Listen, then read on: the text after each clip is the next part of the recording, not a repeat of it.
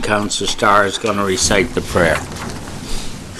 Grant us, O God, perception and patience, that justice, truth, and honesty may be evident in our planning and governing. Make us aware of the needs of each part of this regional municipality. Save from us a parochialism that divides, and so create in us a desire for progress and responsible action. We pray that all our words and deeds may be in accord with thy will, to the glory of thy holy name. Amen. Amen. Roll call. All members of council are present except Councillor Crombie. Mayor Fennell's away on other municipal business. Councillor Haynes away on vacation. Councillor Miles away on other municipal business. Councillor Mullen is, I thought I saw her. She is here.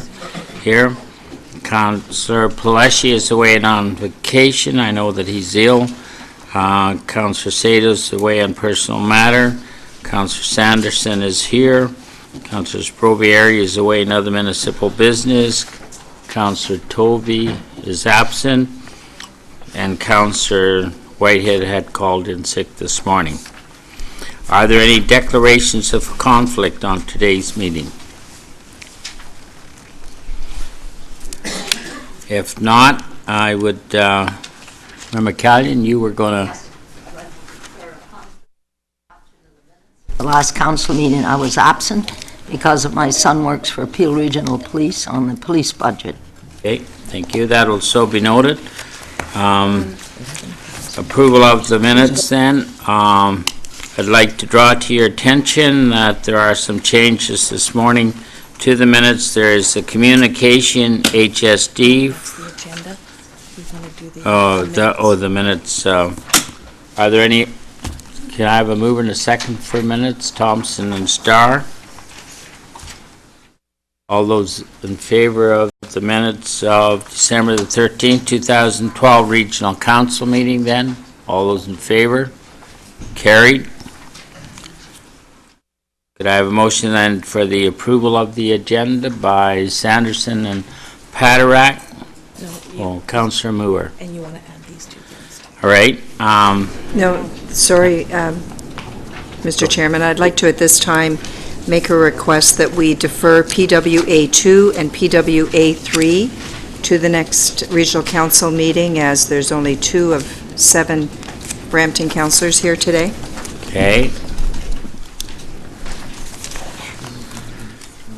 And I also want to note that in the agenda, I'd like to, after the first delegation, have some comments in regards to the sad issue that we had over the Christmas holidays. And also there's a communication, as you see, an additional communication, HSD2 from Carolyn Parrish, the resident city of Mississauga, and also a communication from Larry Clay, the Regional Director of Ministry of Municipal Affairs and Housing, in regards to a letter January 2nd, 2013, provide notice of the decision of the Minister's decision regarding the official plan amendment number 26. I believe that's all the changes. So all those in favor? Okay, Mayor McCallion. Mr. Chairman, could we add the report to the agenda, the AMO report and towards the full cost recovery for municipal water and wastewater services, a guide for municipal councils? It's just been issued. They hired consultants, and it's a very detailed report that, we've been looking at here at the region. So if you could add that to the agenda and have a report come back to council on Do it. you have that?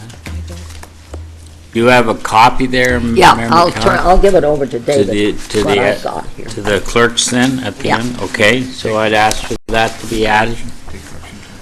Staff report back. And I'm going to make direction to that, the staff report back on that report then.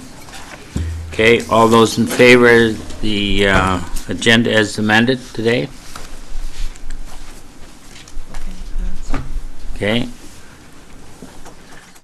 Opposed, anybody? Oh, carried. Okay, our first item of business then, our first delegation then.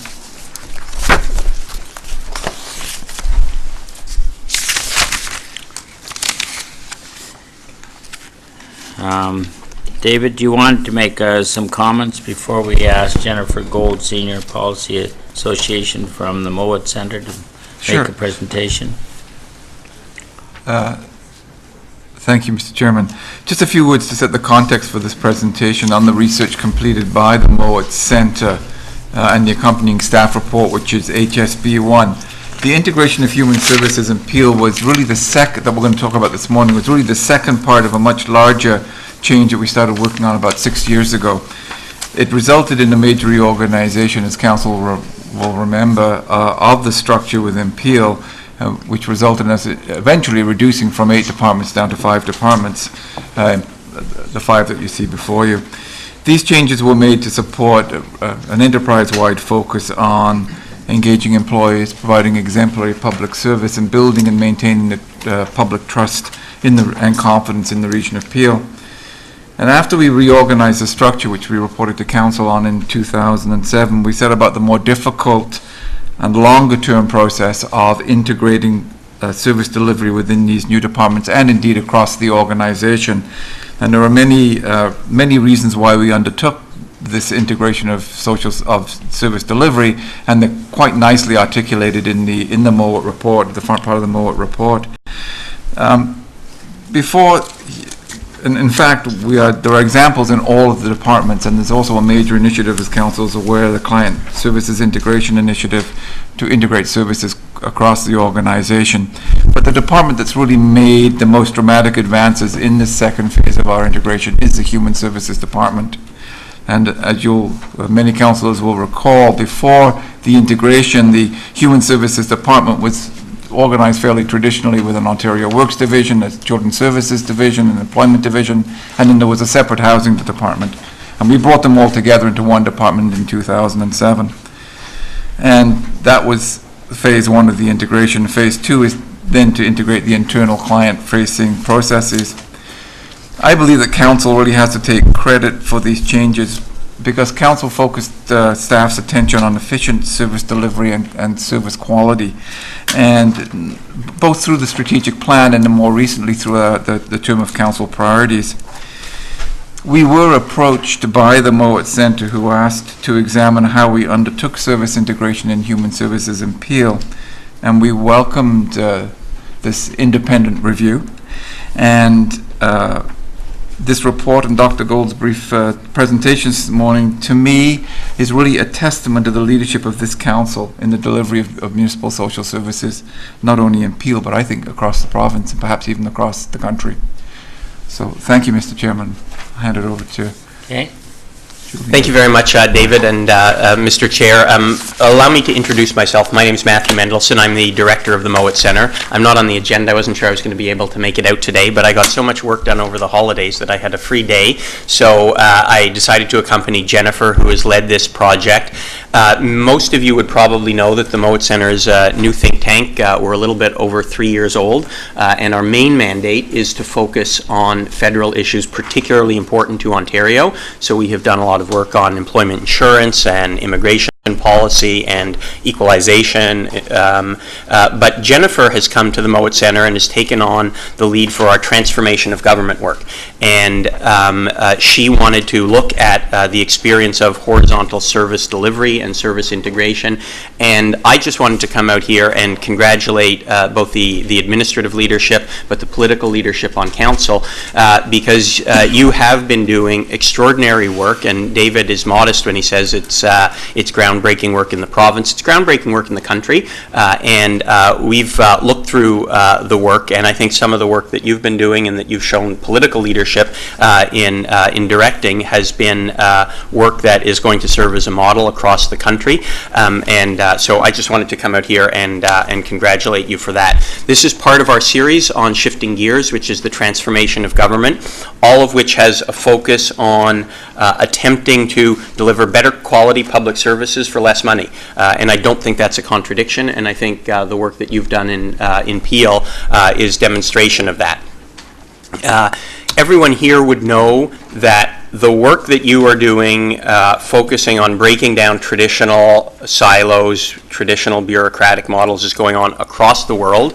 But the work here at Peel really is groundbreaking in Canada. Everyone is dealing with budget pressures. Everyone is looking for efficiency savings. Everyone is trying to deal with complex social problems, and the human services are particularly challenging. And everyone knows that citizens expect more. They expect their governments to deliver better services more efficiently, to have better client experiences. And the work that you're doing has been very helpful in that regard. What we have done is an independent study. We were not commissioned to do this. No one came to us and asked us to do this. But we looked at it, and this will serve as a model for additional work in other governments, both federal, provincial, and regional municipal. And I'll turn it over to Jen to talk about the main findings of the study. Sure, thanks very much. So in terms of the rationale and why we selected Peel Region, so as Matthew has said, there's a whole host of governments across North America, Europe and beyond that are beginning to look at this type of implementation scheme. But we also became very aware that the policymakers involved in these initiatives, the practitioners in charge of implementation, had very few roadmaps or in-depth case studies of successful implementation schemes at their disposal. And we saw that at our very doorstep in Peel Region, we had an integration scheme that was already 5 years into the process, that had been widely praised. And there was one of the largest and most innovative schemes in Canada to date. And so we saw the value in conducting one of the first in-depth evaluations of this scheme. So as well as looking in detail about the process that Peel had used and the particular approach they took to integration, we were guided by a number of key questions, which were: what global lessons can other governments draw from Peel Region? What were the barriers to change? How were they overcome? What performance metrics and feedback loops were used? And most crucially, in what ways can human services integration projects deliver better services at less cost? And we looked not just at how this scheme has transformed the client's experience and how they access human services, but we were particularly interested in the behind-the-scenes stuff. What strategies and tactics did the Human Services Department use to overcome the barriers to change they faced, and how they successfully implemented this scheme?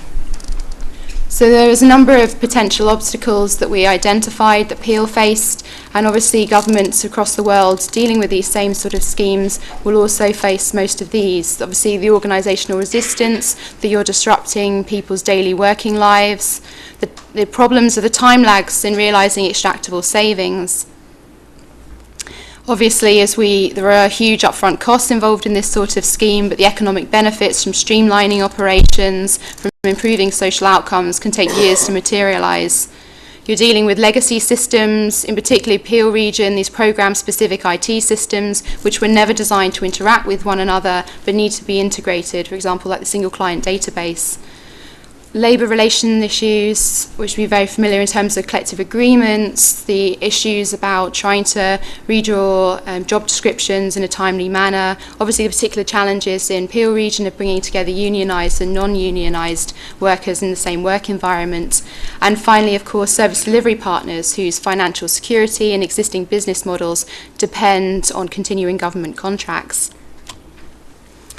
So given the time today, I'm just going to highlight what for us were some of the most innovative strategies used in Peel and help explain why, in our opinion, this has been a particularly successful implementation scheme and what other governments can learn from what you've done here. I think firstly, collaboration was something that you see throughout the project. There was a lot of time spent at the beginning through a range of consultation formats with staff, with various stakeholders, and particularly with clients, building an evidence base for this scheme and developing together both a common vision for the integration project and developing a blueprint. Also, in terms of the implementation scheme, it's been particularly important in building partnerships both across government and also across the community. You're seeing organisations like United Way and the Community Investment Strategy that was jointly developed with them, partnerships with health and other departments. And that's really helped Peel avoid the common pitfall in these type of integration schemes, which is simply coming up with a new, albeit slightly larger, siloed delivery unit.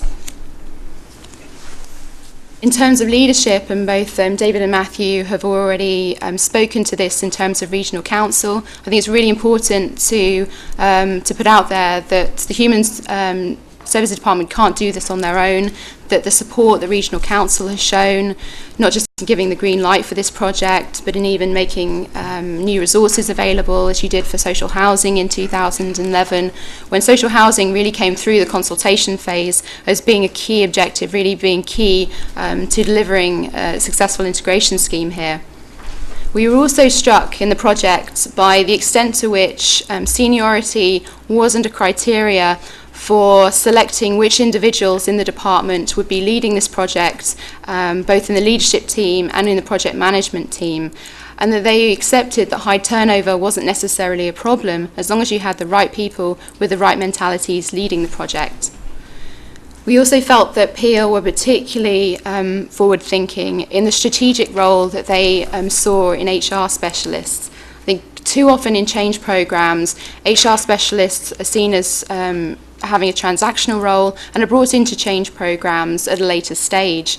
And we saw in Peel they had an HR specialist on the project management team from the outset, and they played a really crucial role in bringing the union on board, in sharing that common vision for integration, and in getting concessions around redrawing job descriptions and opting out of union membership. In terms of communication, I'll just highlight one of the most powerful strategies that we found. You often find that scepticism over the need for change increases as you move down organisational hierarchies. And we found that their strategy in terms of putting a human face on integration, so as this quote from the transition project team shows, that frontline staff couldn't just see a pretty picture of the model on paper.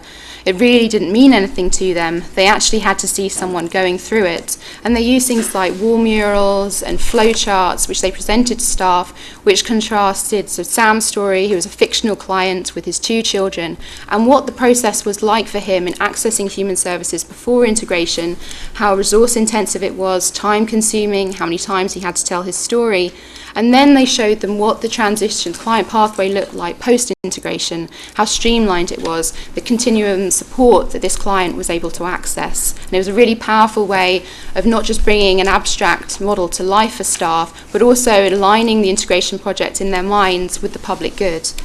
And we can see overwhelmingly in the staff survey results that came back, this was 2 years into the scheme, just how much support there was, both for people believing that integration was in the client interest, but also crucially the specific model that had been adopted and developed collaboratively was also in the best interests of clients. Workforce management, just 2 very quick points here. The training, the amount of resources devoted to training was really crucial in getting around the problem of legacy systems. So the problem of their program-specific IT systems wasn't a problem because staff were trained in using the 3 different client databases, so it didn't delay rolling out single window access to services for clients. There were also a whole range of employee empowerment schemes, particularly human services showcases, trade show style events, which really allowed the energy and motivation of employees to be channeled into supporting this programme.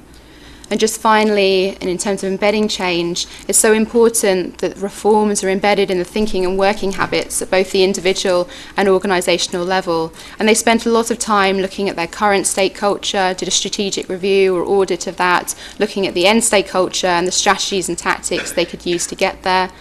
They aligned performance targets, performance appraisals with the integration program to incentivize collaborative behavior. And finally, they really developed the internal capacity to measure, to develop performance metrics and to measure progress and help sustain the momentum of this project.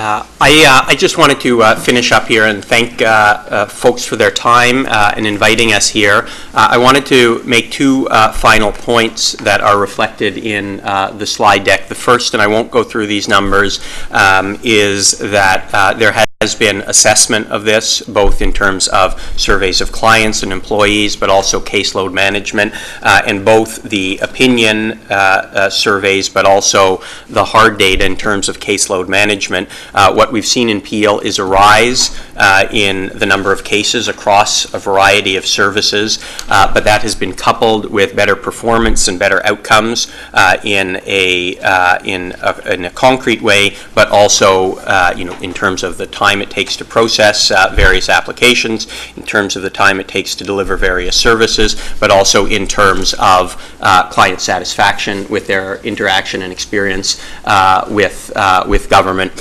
People are generally more satisfied with the services they're getting from government. The other final thing I would like to say is, just by way of conclusion, some of the lessons we have extracted from this and that we're talking about across the province and the country actually, is that first, when undertaking transformation efforts, those must really be motivated by an attractive vision of the public good. And what are we trying to achieve? It isn't just saving money, it is achieving a better outcome. And that was something that Peel focused on consistently, which was delivering better services more quickly to people who needed them. One needs genuine collaborative planning at the beginning, and that spirit was demonstrated throughout Peel's experience.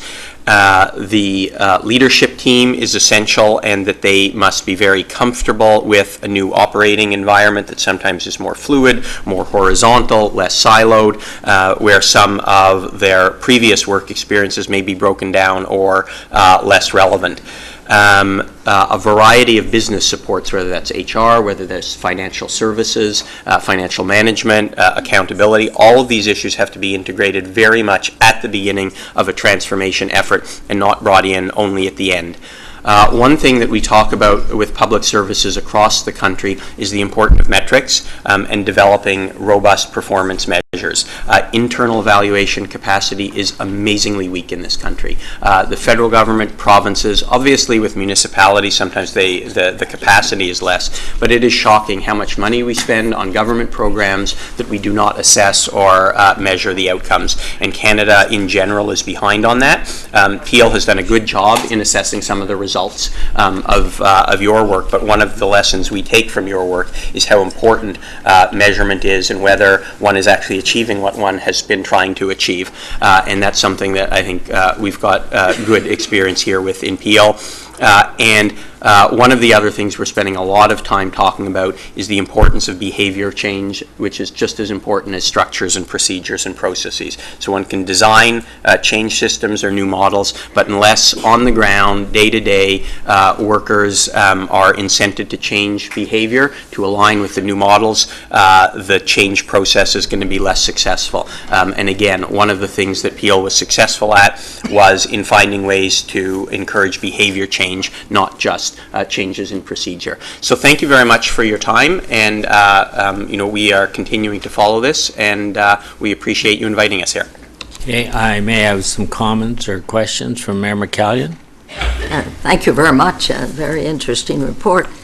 I think that in the region of Peel, integration of services is happening. I think Shelley White of the United Way is a great supporter of that. In the city of Mississauga, we're integrating all the many youth services, etc. And I think it's catching on. There's no question about it. I'd like to know what experience you've had with the federal government. If there needs integration, I can't believe the number of settlement services we have in the city of Mississauga dealing with the settlement of immigrants coming to the country, all financed by the federal government, all working independently, all executive directors, etc. I don't know. What success have you had? I mean, local government, in my opinion, has always been integrated to a certain degree, and we certainly can do more. There's no question about it, and I think at the region of Peel, over the last 5 years, I would say, or 4 or 5 years, I think integration has really taken off in many respects. There's got to be integration within the departments of local government as well, which has to occur more than it has in the past, and that's happening as well. But what is your success with the federal government? Because quite honestly, you know, this Indian lady that is dieting or on a... native Indian, and now she's been taken apart because an auditing of the money that has been given to the Indians in that area has been, well, the audit report doesn't look good. I would like them to audit the G20. If they ever audit the G20, and in the National Post, I think it was, there was a cartoon, and there was Mrs. Spence, and with her audited report, and then G20, et cetera. I mean, the money that was spent in Halliburton is pitiful on sidewalks and gazebos and airport and the G20. It's millions, you know, that has been spent. So what is your success with the federal government? I know you pick on local government because that's naturally an easy way to go. What success are you having with Tony Clement, who has been put in charge by the Harper government of cutting costs? That's like putting the fox in the hen house, but anyway, you know. I would say our success with the federal government has been slim to minimal. I think that the financial pressure thus far and the bureaucratic pressure has not been as intense in the federal government. You're quite right. Some of the issues that we're looking at federally, provincially, I mean, employment services are an important one provincially, and how those take place. And so that's something quite important. Federally, as you said, immigrant settlement services, there is need for lots of integration there. Likewise, in the labor market training and the job training piece, which also is mostly federal and provincial. There are all kinds of needs there. I mean, we are having some success with the province on health, post-secondary education, Employment Ontario. So those discussions are taking place in the housing area. But I would say thus far, the federal government, the ability to break down silos in the federal government, I worked in federal government for years as well, the ability to break down those silos may be beyond my capacity, but it's something that I do think that you focus on the lessons, what we take out of Peel. Obviously, some lessons in a region are not applicable to the province or the federal, but a lot of the lessons are. And so we tell our story, and what we can do is hope for the best. Well, the basic philosophy is the same, whether it's federal, provincial, or local. That integration can give better service and less cost. Councillor Yanika? Thank you.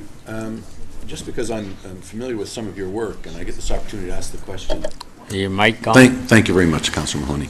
I'm familiar with your work, and it's just something that crosses my mind, and I don't want to get into a long discussion about it, but I'm fascinated by the European model because I've often argued they're a generation ahead of us, largely because of necessity. They're so far ahead of us in terms of waste because they have to be. We can go stick it in a hole, they can't. They burn it because it's an, et cetera, water management, et cetera. But in terms of all of the problems European governments have gotten themselves into, and I think particularly Greece and Italian governments, one of the things when you hear, and I follow it to quite a degree, when you hear the political hierarchies, political parties, and government quasi-unionized political parties speak, it is remarkable, and this is the question I'm asking, the extent to which their governments seem to have adopted the philosophy that government work isn't work that we need for the government. A government job is a social service program, which is why Greece is broke. Because at some point you said, let's just give everybody a government job and we'll all be rich. In fact, we'll all be broke. And do you see that creeping into, or has it already overtaken North America? I don't think it's gotten to that extent. But my point is there isn't, certainly in Europe, the political, anytime anybody has a problem, there's a second biggest aluminum factory in Italy, Leva, just ran into problems. It's a private enterprise. They're in trouble. First thing they do is they knock on the government's door and say, nationalize us, buy us.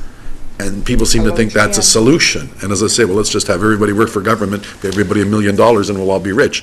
Doesn't seem to work. So is that, Michael, I believe it to be a problem in Europe. Is that one of the problems? Do we have too many people working for government in our society where their job hasn't become, we have to plow the snow, so we hire people to plow snow. We really don't need to do it, but oh my God, what are we going to do if this person doesn't have a job? And my answer is, that's a social service program, retraining and things of that sort. The European model largely is, well, let's give them a job. Is that a fair observation, or what are your thoughts on that? I don't have particular views on whether we have too many people or not too many people working for government, and different people will have obviously different views on that, and that's obviously, as you would know, a political question that doesn't really speak to this work particularly. What I would say is two things in response. I think that it is useful to focus on what government does well and what government doesn't do well. And I think that's a really important question to ask, which doesn't to me mean more government, less government, more government workers, less government workers. But there are probably things where governments and the public servants don't necessarily have all the expertise they need to be the best people to be delivering a particular thing or service. In the newspaper, there's all kinds of discussion of asset management, like what should government own, as you said. Are public servants the best people to manage real estate or financial assets or all of those things? Do they have the best training? And so those are legitimate questions, and that's not criticizing public servants. It's just saying, what are public servants good at? What are they not good at? And I think that's a very fair question to assess in a strategic, empirical way. The second thing I would say is that we are in a situation where a lot of the traditional jobs are evolving. And so I do think, without, again, being critical of any particular organization, organizations need flexibility. And that doesn't mean to fire people, but it does mean that if you've been doing one job for 10 years and we want that job to change, there has to be sufficient flexibility with collective agreements, and I would say with collaborative working relations between management and political organizations and labor unions to be able to do that more easily. And it shouldn't be, well, this is the way, I've done this job for 10 years and I want to keep doing this job. Well, that job is no longer what we need done. What we need done is something a little bit different, and we might help train you, but you might, we've got new technology that allows us to do things more efficiently. We're delivering services online. We need fewer people doing X or Y. We need more people doing Z, and we want you to be doing Z. And so I do think that there is probably some ability to work with unions and through collective agreements to allow more flexibility to get people to do the job that the public needs and the government needs done in quicker ways. Thank you. Councillor Starr? Yeah, I read the report with some interest. It's too bad we don't get these sometimes ahead of time to take a look at them. But I just commenting on the SAM story, which I think is really focuses in on the problem, and it refers to the flow charts, etc. The results of those flow chart, is that what I see on table 7, perhaps, or is that some sort of a summary? Yes. Yeah, that came from Sam's story. So again, feeding back to staff and saying it took Sam, and these were based on real results, that it took him this many days to get his applications processed in these different services before integration, and this is what his experience was like, and this is how many, so it was reduced to sort of 2 days post-integration, whereas in housing it was 20, I haven't got the figure in front of me, but it took us close to 28 days sometimes to get those same applications processed. And there's a whole number of things that were behind that, being able to standardise, sort of roll out the phone-based application systems rolling out online. So it was an integrated project where they were updating the application systems as well as revising their procedures. But that dramatic reduction in processing time, which obviously is best for the client and certainly saves money for Peel Region. And you almost you must be working with me because you said it's going to save Peel Region money. If it's better service, less time, less repeat calls, and we have a better service to process this, 2, 3, 5 times better. What about our staffing complement? Do we then say to Peel Region we don't need as many people in that department? So I think, it comes back to one of the outcomes, which is you've seen increased demand. Obviously, when you began this integration scheme, it was in a time of relative prosperity, and you've seen the demands. Matthew just showed the graph there with the increase in social assistance caseload. Oh, sorry. We're both trying to you talk, I'll talk. And you've seen that increased caseload, so the pressure on the department has increased, and what it's enabled them to do is absorb that growing demand with the same complement of staff. I think oftentimes, yes, that they haven't actually replaced staff that have left. I think what was interesting and unique about this program is you didn't have to go through compulsory layoffs or anything like that, but you have seen demand increase, and what's been enabled in this type of scheme is they were also able to redeploy staff from other areas of the department to help reduce the caseload burden on social assistance. So it's given you a lot more flexibility. You can redeploy resources, both financial resources, staffing resources, and absorb the growing demand that other regions obviously are unable to do. They don't have that flexibility. Okay, so then how do you put that into a performance metrics chart, I guess, to say, yes, this is what we're doing, this is what we're saving, and the caseload is increasing, but that caseload's been increasing, forever. And there has to be a time when maybe the curves cross and we can, if we're more and more efficient in a business, if you don't need as many people processing the orders for refrigerators or lumber, you take them off the order desk. And here you're telling me the same thing, that basically it's better service, better, it's a lot quicker. I just see that should be part of the performance metrics to say, is there a possibility or is there a way to be more efficient and, let's face it, save money? What I would say is our report doesn't speak to that particularly, whether it's the right number of staff at the moment. I would say we didn't get into that level of detail. Great. Councillor Mahoney?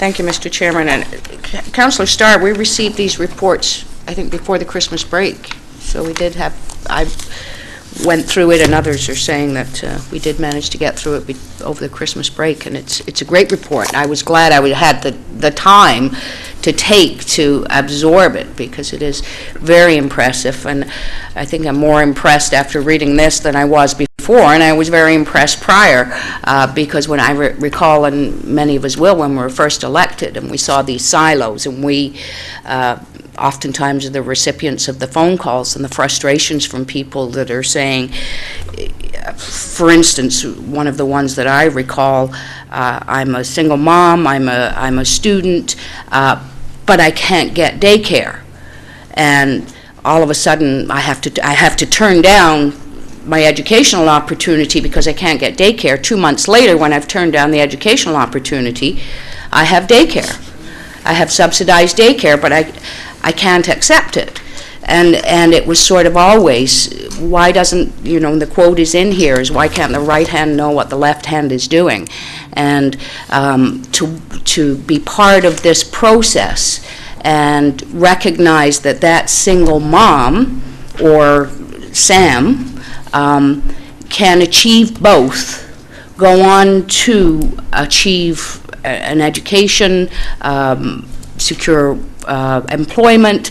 The children of the family see that we are moving forward, and the family then benefits, and the next generation have those opportunities for education without the stresses and strains of the family issues, because all of those services could not be aligned previously. So I think this is amazing, but I'd like to at some point to highlight the successes on the ground that this has created, and I think that would be a benefit across the province and the country, to recognize that at the end of the day we will be saving money. It might be a decade, 2 decades down the road, once we've achieved everything that we're aiming to do through this process.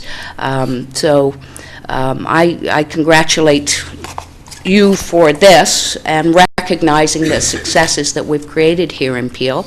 I recognize and applaud our staff for taking this initiative and with the support of council, and I applaud my colleagues that were part of this, looking to improve the system and do what we all want to do at the end of the day, which is get people the assistance they need so they can get on with their lives and be successful, and that's what it's all about. Thank you. Councillor Crombie? Thank you, Mr. Chairman, and I'm very proud of the results of this report, and I thank you for undertaking it. I feel like we should be up for some sort of Mowat Center Award of Excellence.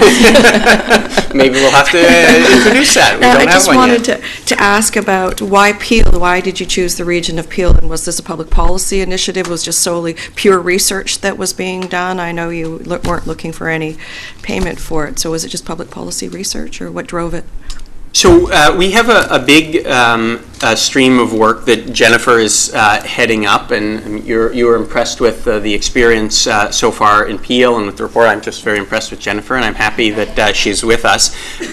We are very interested in the question of how we deliver better service for less money.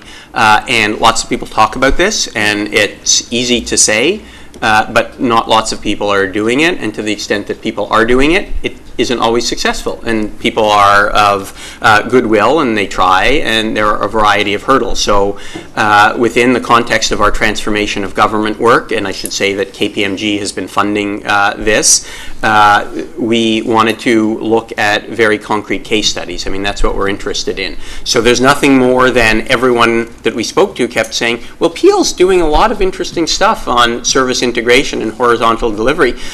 We hear a lot about it, but no one's really assessed whether it worked, how well it's worked, what were the obstacles, why did it succeed, where could it be improved. So it seemed like a good, and it was close by.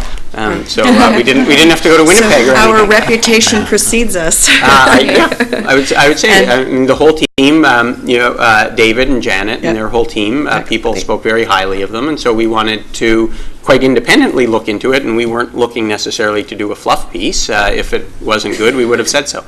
Yeah, there's good reason. We have very capable staff. Just a question about the benchmarking. Will it be used as benchmarking for other complex matrix organizations such as ours, or what will you do with the study going forward? Will it be commercialized, by the way? Will you use it to sell other studies, or do you do just pure public policy research? So this, it won't be commercialized. We occasionally do public policy contracts, and we'll do studies of various kinds, and so we're always happy to do that, but we often turn it down because our core business is transformation of government from a public policy perspective independently, and looking at federal public policy and how they need to be improved for Ontario and the long-term prosperity of Ontario. So those are our core businesses, and we don't like to be distracted from those. But in terms of the metrics, a lot of these metrics are not ours. A lot of these metrics are internally developed Peel metrics that you've been doing. You've been doing client satisfaction surveys and those things. And so I don't know if David or others want to speak more to the metrics here, but we didn't develop these metrics ourselves. And just one other point in terms of what we do, we have an executive education program mainly working with the Ontario Public Service, and again sharing lessons with mainly managers, directors, ADMs, deputy ministers in the Ontario Public Service about how you go about implementing large-scale change programs, the strategies and tactics, and very much the lessons we've gained from Peel, but also work and research we've done talking to other governments, and the lessons coming out of those programs we share with government, particularly at the provincial level. So lessons learned and benchmarking from what Peel did right. Very good. And our exec ed does give us a little bit of money sometimes, so we're not commercializing this, but this has been a useful project for us as well. Thank you. Mayor Morrison? I would just, we're all talking about the actual research and everything, and it's wonderful, and I found it extremely interesting. And I have to say that I am going to say thank you very much to Janet Menard and her team, because without their vision, and I put caring in that vision also, because they care about their client, and because they care about their clients, they had the vision to come up with a different way of serving that client so that it would make it better. And I know that there will be continuous improvement. Just having sat and talked to Janet through, when they went through all of this and the restructuring to do this, it's not going to stop there. There's going to be continuous improvement. This is probably the first step, and as we move forward, it will get better and better. And I also hope that other departments see what's happening here and how we can serve our clients, and they will start looking at breaking down all the silos and making it one stop, because without their vision and moving it forward, I mean, we could sit around this table and say we'd like to see change, but unless the people who are front line and actually make it happen, it wouldn't happen. So I have to give that to staff and David's team and Janet's team. Thank you. Thank you for that. If I could just say, Janet and her team, they are the kind of leadership that we're talking about when we talk about leadership, but I also wanted to thank them because they were very open in terms of talking about their experiences, and we learned a lot from them. In terms of continuous improvement, that is obviously core. This thing doesn't end, ever, and that is one thing I would say that's actually a challenge to council. These things don't go perfectly. Everything didn't go perfectly in Peel, and one of the things that is challenging in these kinds of efforts is, if there's a hiccup, there's a headline, something goes wrong, sometimes the political courage disappears and people back off. And I do think that with any of these efforts that we're talking about, in terms of changing what people do and how they do it and how services get delivered, there are going to be hiccups every now and then. And so I just challenge council to continue to provide the political support and backup and recognize that everything doesn't go perfectly, but the path and the vision are the right ones. Right, and I think most of us around the table know that in order to have gain, there's always a little bit of pain. Mary McCallion? Transit in the GTA. Get on that one. Get on that one. Yeah. Okay, we'll have something by tomorrow. Mr. Chairman, I do want to mention of something that has happened in Mississauga that I think is integration of the location of services provision. They have one office in the Sussex Centre building where all the agencies, not all, but a lot of the agencies are there, so that for the convenience of the person we're serving, they can go there and they go from one office to the next rather than going from one location to the next. So there's integration happening in that regard that I think is very valuable. I don't know whether it's saving money. I think it is, because I think I just got involved in the negotiations with them with additional space there for other agencies. With the owner of the building, they ran into a little problem. And so that is happening, and I think that's great for the service that we provide. So integration is being taken on. Now, if we can just get integration of transit in the GTA, think of what that would do.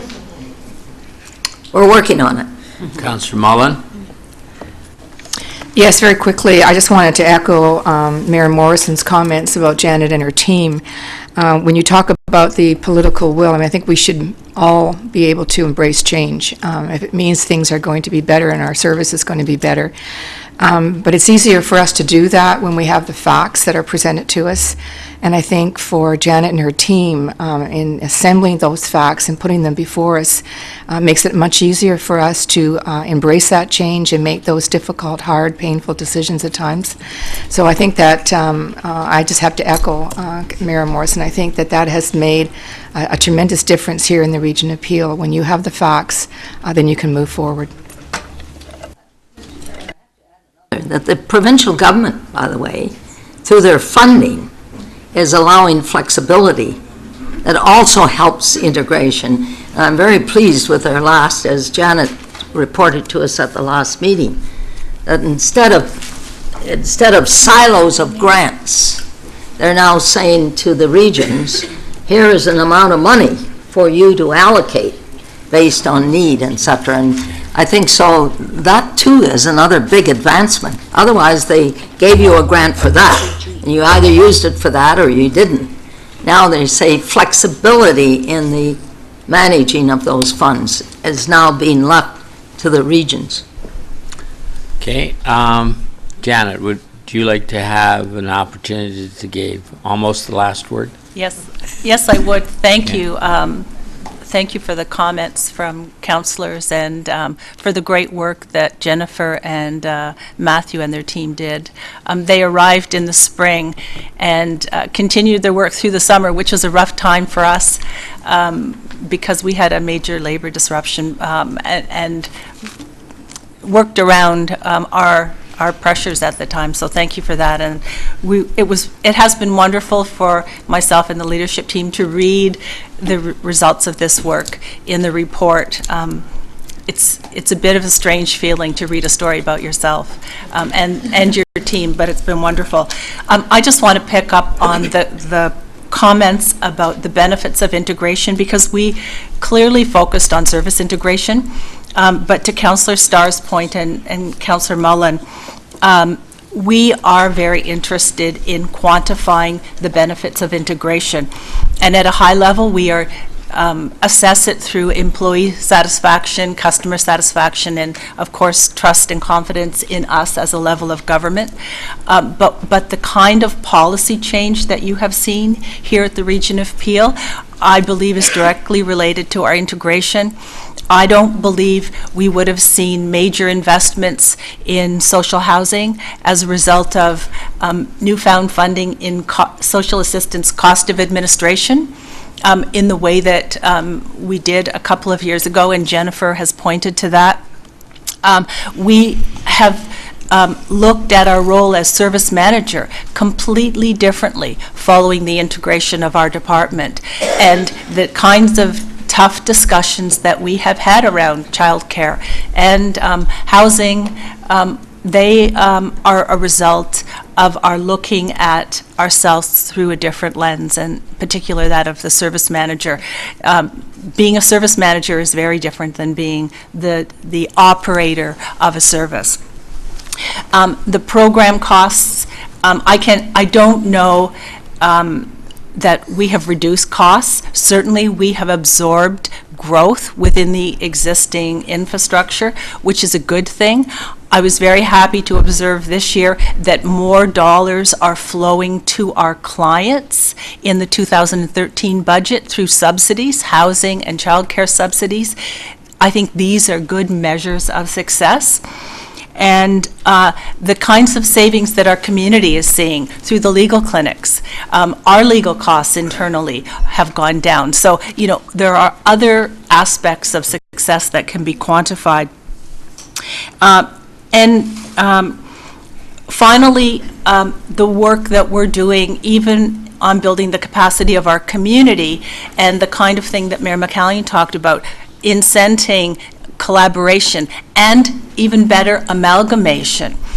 Some of the changes that Council has supported recently with community investment, we hope is going to result in organizations integrating their services out in the community, and certainly that's the strategy with the Peel Newcomer Strategy Group, where we now have a model, and we want to see some of those many settlement integrations working together as one organization. And we supported that process by being leaders in the planning process. Finally, I want to say that I believe that integration has led us to the service reviews that we're undertaking within the department. And I do believe that we will see greater savings, administrative savings, as we continue that process. It's underway, it's a priority, it's a term of council priority, but I do believe that we will get there. This is, feels like the first stage of a journey, but the department and the region are very well positioned to handle the coming change, the new responsibilities, the new local flexibility that Mayor McCallion speaks to in housing, in homelessness, in some of the social assistance policy changes that we anticipate. So we're well positioned, but this certainly requires continuous improvement, and hence, the leadership team's commitment to this project. We we have the right people, and I have to say, our team of human services staff are amazing. And back to, I think, Michael's point, transition ultimately has to be linked to the social benefits that will result, and that's where we keep our focus. Thank you. Okay, thank you, Janet. I just want to say thank you both for being here. Thank you both for recognizing what Peel staff is doing for this region. I've been around here a long time. I've saw this region grow from less than 300,000 people to what it is today. The reason that we've always tried to hire the right commissioners, the right CAOs, is because I believe we have to make changes as we grow. The world changes and we have to change with it.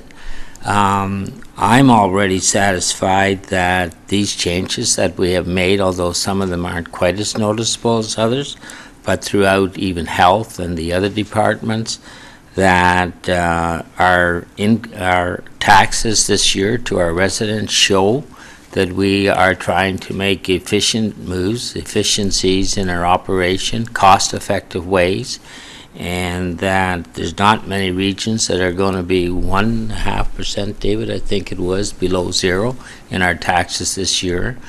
I think the move that the mayor talked about, the government in the province seeing that we need to change and they need to change and pay for services that they're controlling. We're just a provider of those services, and we need to make them stretch as far as we can make the dollars stretch. And so I think if you, as the Mowat Centre, have an opportunity to help us promote that across, then all taxpayers in this province are winners. So thank you again very much for being here. And again, I think we just have the best of staff. So I'm very happy about your presentation today. So thank you very much. Could I have a motion to receive the delegation? All those in favor? Carried. Thank you. Okay, moving then to the next item, which I also wanted to bring forward today, is most of council members remember that I was advised of a sad situation over the Christmas, and that a resident of Malton Village Long-Term Care had become trapped in an elevator at the center. I was also advised of that by our staff Christmas morning, and there was no schedule or anything but set up, but I was made aware of it by our chief. She did not have the details of the issue, but she had let me know that there was a missing person, but they were successful in finding her. And I think it's only fair for me today to say thank you to our emergency people, the police and the fire and the ambulance people.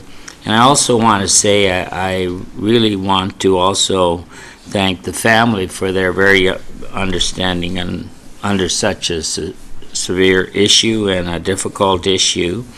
I was at the home on Tuesday at Malton Village, and I delivered a letter of apology to the resident and her family on behalf of regional staff and council.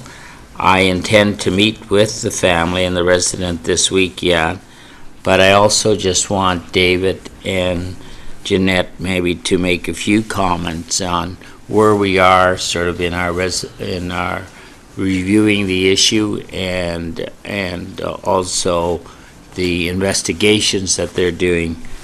So David, I'll just turn it over to you. Thanks, Mr. Chairman. In this previous delegation that we've just been through, we heard how well the region is doing in integrating client-centered services.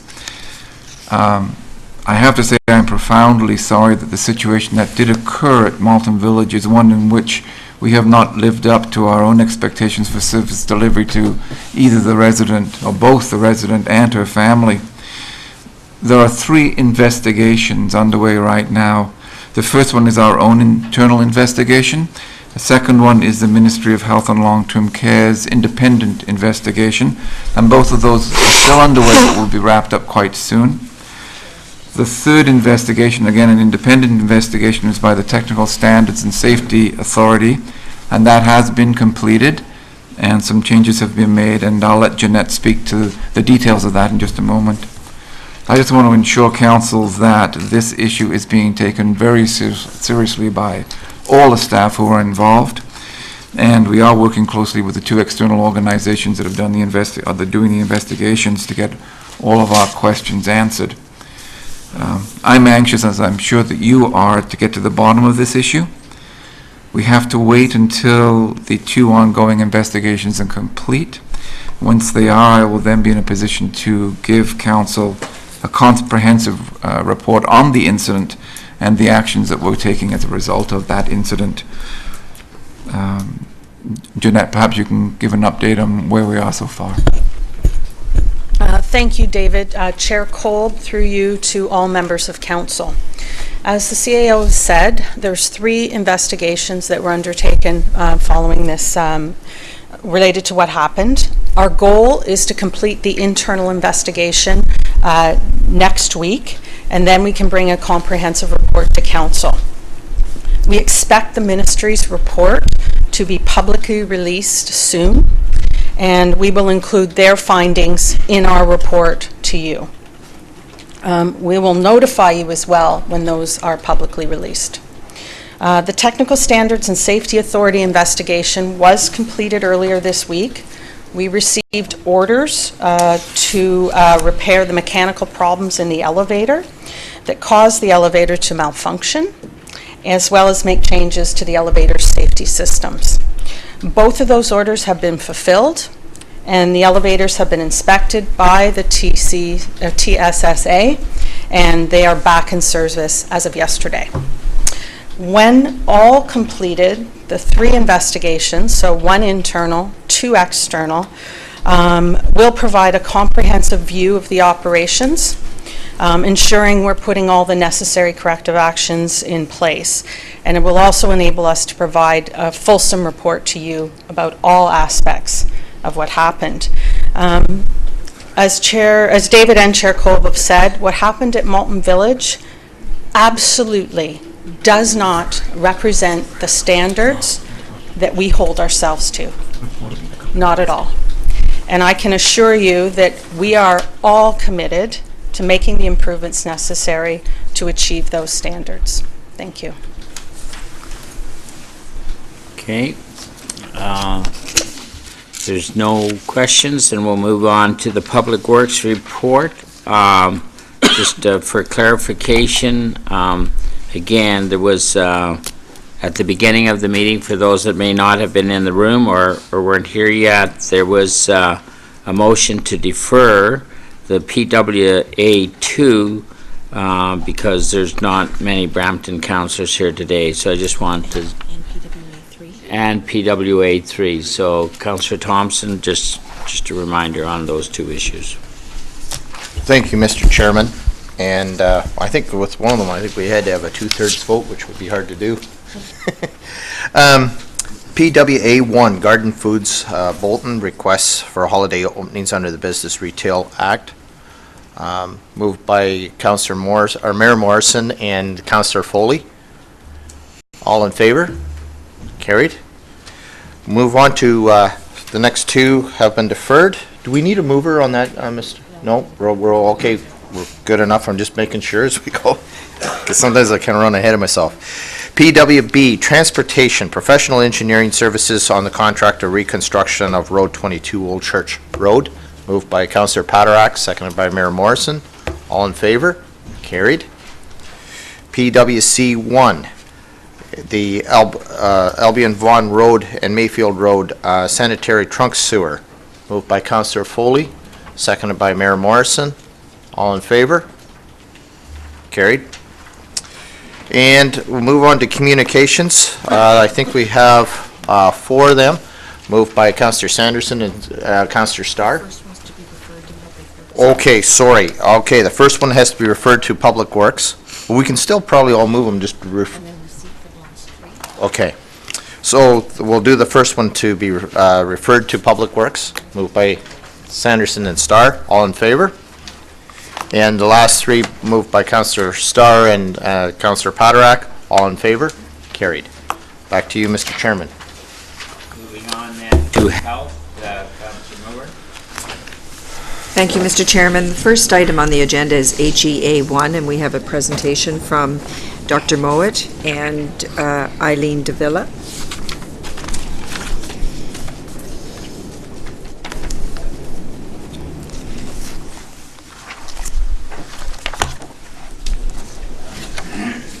Madam Chair, Dr. Davila and I will be presenting findings of our latest report, which is called Destination Peel 2012, and it's concerned with the health of our immigrant and ethnocultural community.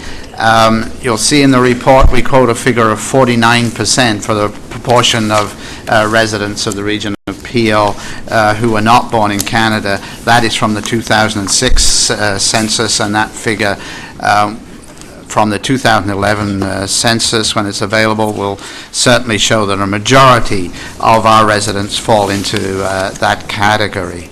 The obvious implications are around access to services and language of programs and services, but in fact we're going to concentrate on the issue of personal behaviors and other determinants of health, which are of course embedded in the culture which we all experience and in our particular life circumstances. And we believe that the first step to enable us to positively influence these is a more in-depth understanding of these issues, and we will share some of that with you now. We have just completed the short version of this report, which has been distributed to you, and in a week or so we will have the full technical version of this available in hard copy, and it will also be on our website.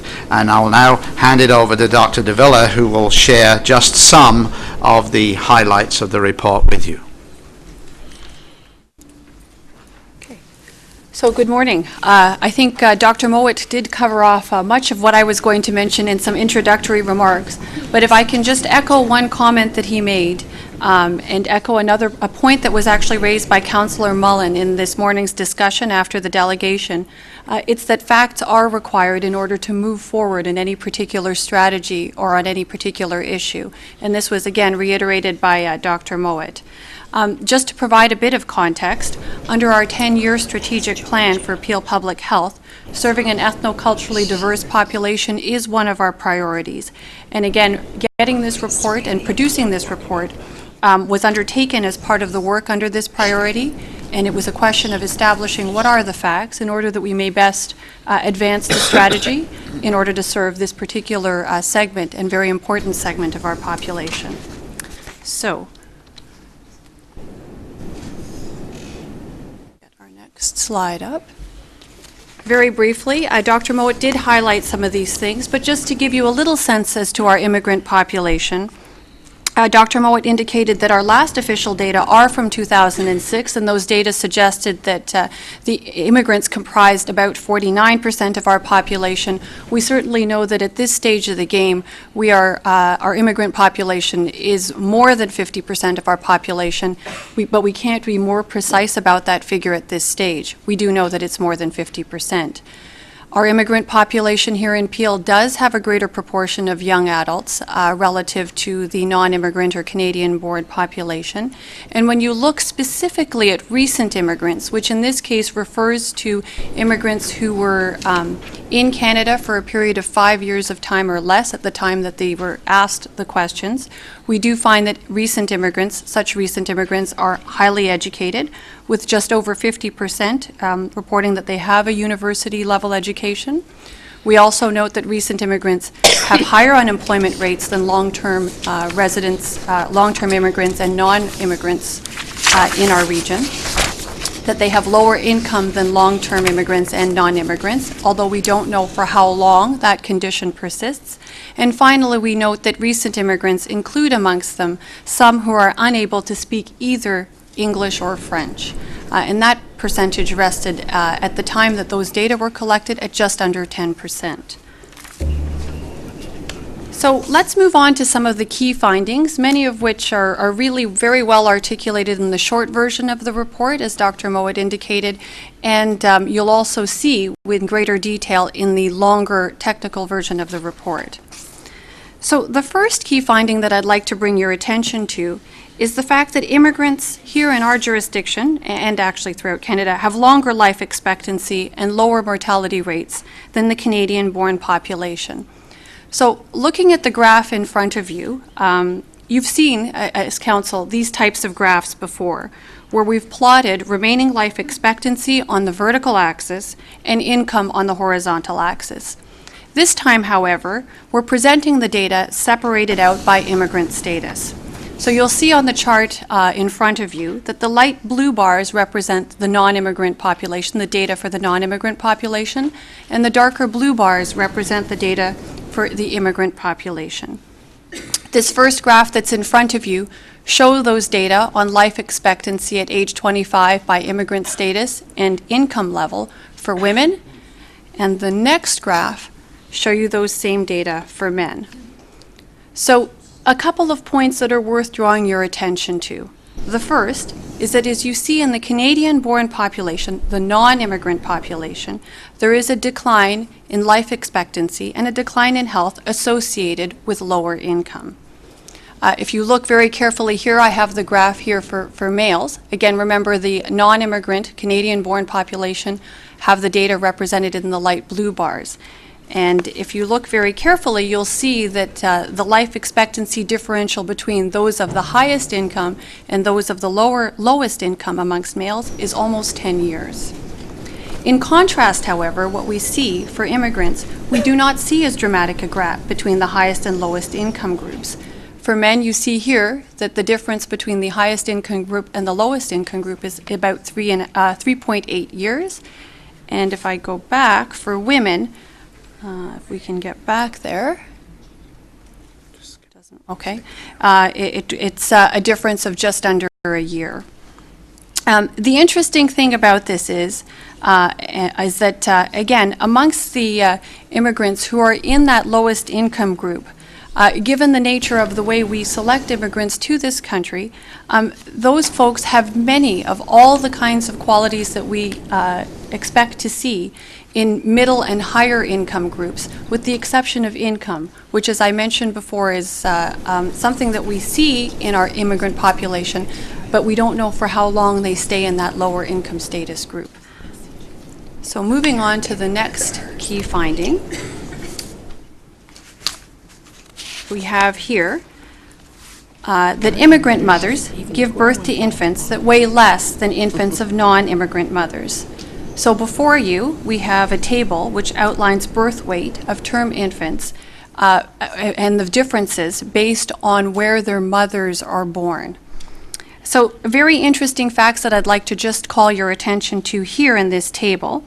First, you can see that South Asians, which represent a significant proportion of our immigrant population here in Peel, if you look on the right-hand side of the table, you see the weights for male babies born to mothers who are born in South Asia. And you'll note that overall, male infants born to South Asian mothers weigh 200 grams less than those male infants born to Canadian-born mothers. And if you think about birth weights, 200 grams is a pretty significant difference to be speaking about, given that you know what your average birth weight is. So this is not a trivial difference.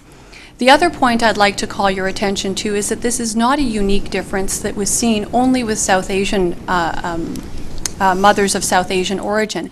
As you can see in the table, there are other ethnic groups that also show some degree of difference relative to those infants, birth weights in infants born to non-immigrant or to Canadian mothers. I think the other final point that I'd like to raise here for your attention is that there is no evidence that these birth differences create any long-term problems or difficulties. It does, however, suggest that certain standards, like birth weights, need to take into consideration ethnocultural background. So moving on to another key finding. Our data suggest that Peel's immigrant population is at higher risk of certain infectious diseases than the Canadian-born population. You will likely recall here at Council that I presented the Communicable Disease Report last November. And at that time, as I presented the data on communicable diseases over the last few years here in Peel, I mentioned that the rate of tuberculosis, active tuberculosis disease, while relatively stable in Peel, is double the provincial rate.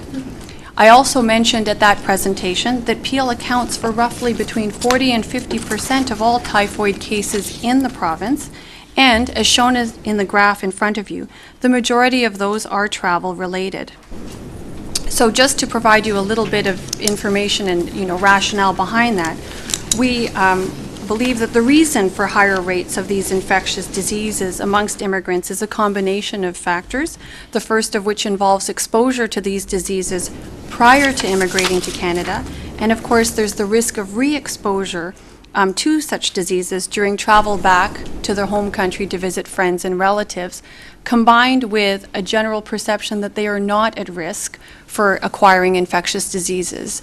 Because they're traveling back to the home country, there's a sense of familiarity and less concern around the potential for acquisition of infectious diseases through re-exposure. But as Dr. Mowat mentioned in his introductory remarks, health outcomes and diseases are not the only area of difference that we see between immigrants and non-immigrants. And in particular, we see certain differences in health behaviors, and it's to that which we'll now turn.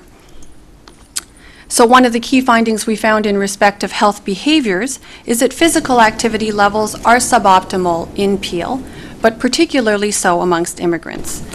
You've heard recent presentations by my colleagues in public health on the importance of the built environment and the importance of physical activity and functional physical activity through such routes as active transportation. Unfortunately, the data that we have available by immigrant status don't include physical activity of that nature, but what we do have are data on physical activity during leisure time reported, again, separated out by immigrant status. And what you see here, unfortunately, is that immigrants generally report less physical activity during leisure time relative to Canadian-born individuals. For other health behaviors, however, immigrants have the better profile.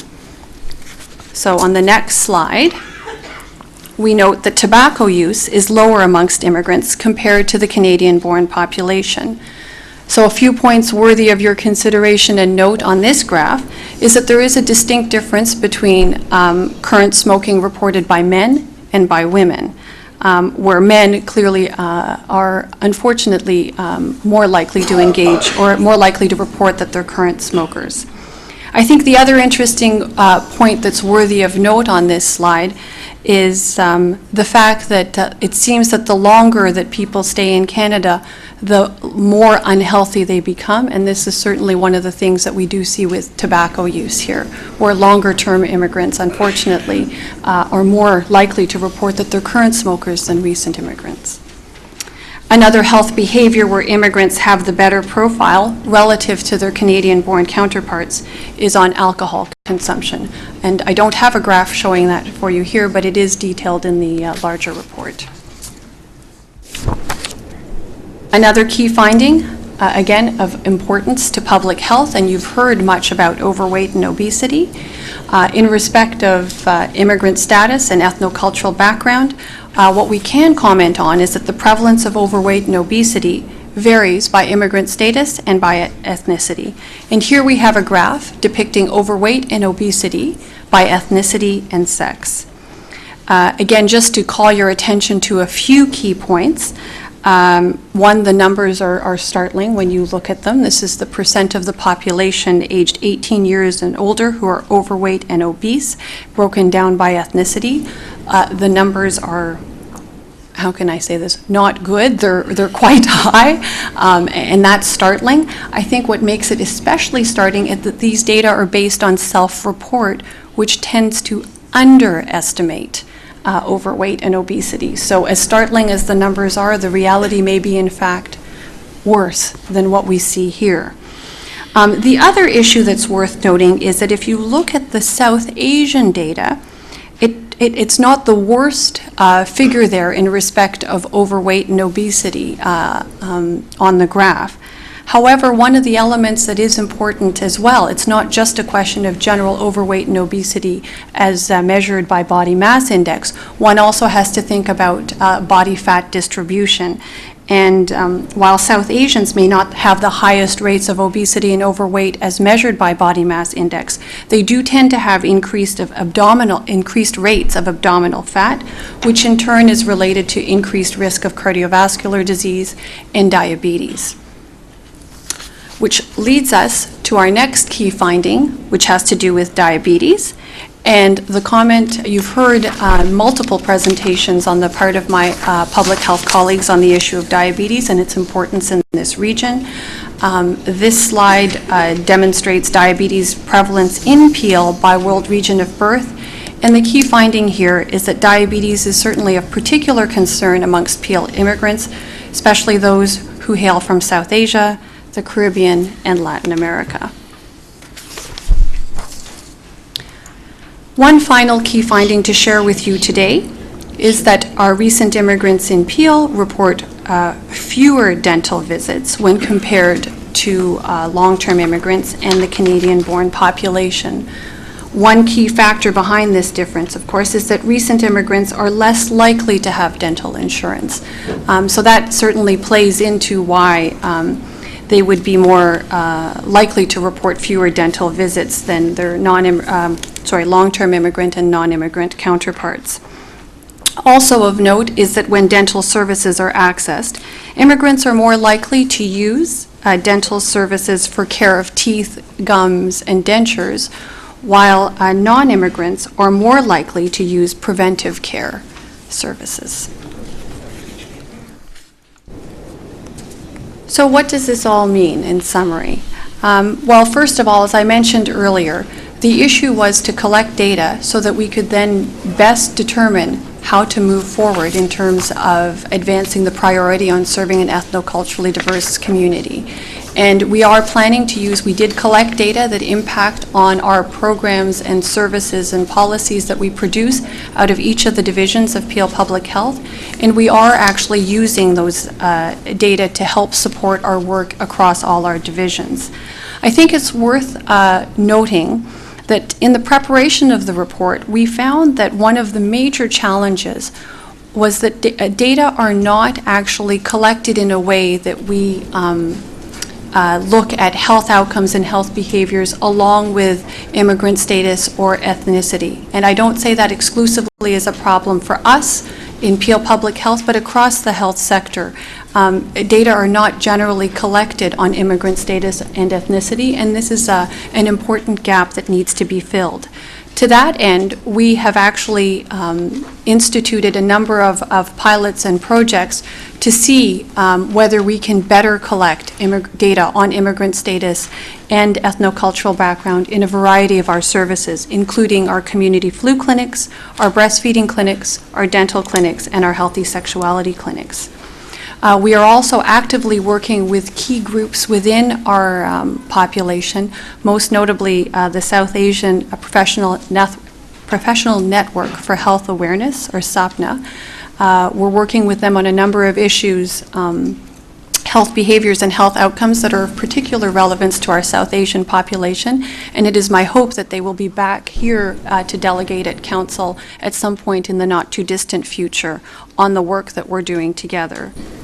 We're also actively partnering with researchers and academics to further understand differences in disease risks and health outcomes by immigrant status and ethnicity. And in fact, I'm connecting with a researcher tomorrow who's Toronto-based to specifically discuss some of the initiatives that healthcare institutions and public health in Toronto are undertaking on this particular issue. And finally, we are advocating for improvements in the collection of immigrant and ethnocultural information in data sources, particularly at our area hospitals and large community practices who haven't traditionally had an element where they collect immigrant status information or ethnocultural information. But our sense is that if those data are better collected, we can actually use data in a manner to improve population health and to also improve the delivery of individual clinical services for those who provide that nature of service.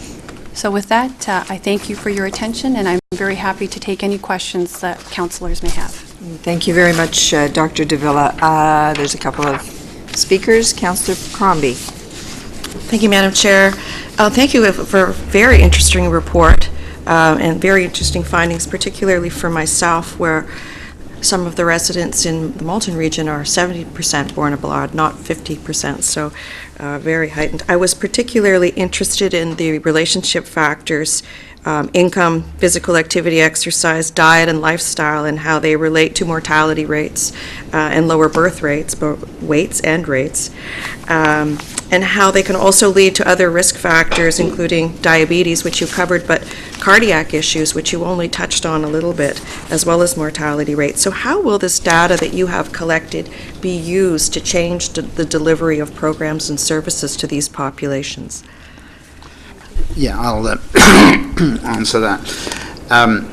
Well, that's evolving at the moment, but I can give you some examples. I think we reported the other day on the funding we've received from the Ministry of Health to specifically address diabetes. And of course, anything that addresses diabetes has also an effect on cardiovascular outcomes, specifically with the South Asian community, working with South Asian cultural and religious organizations as one component, and also in workplaces as another component. Really, the data are useful in two ways, I think. One is to pinpoint where is the main problem.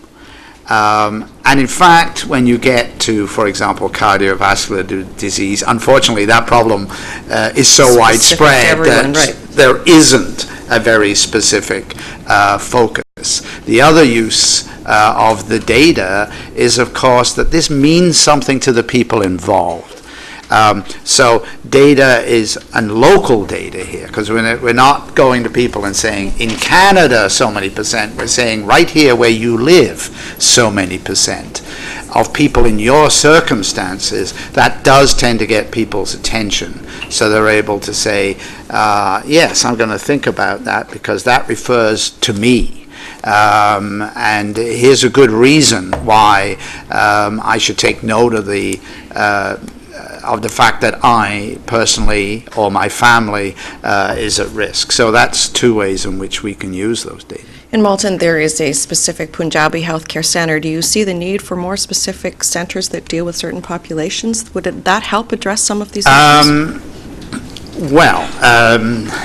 Very briefly, if, for example, the center you're referring to is providing services, and a lot of those are around mental health issues and related issues. That, of course, is another issue. Yes, there are specific needs around that. And there are cultural influences, for example, on the propensity to actually seek out care. And we're all aware of some of those issues. But this that we're looking at is about prevention, reducing risk. It doesn't necessarily relate to healthcare services per se, because I think, as we've mentioned many times before,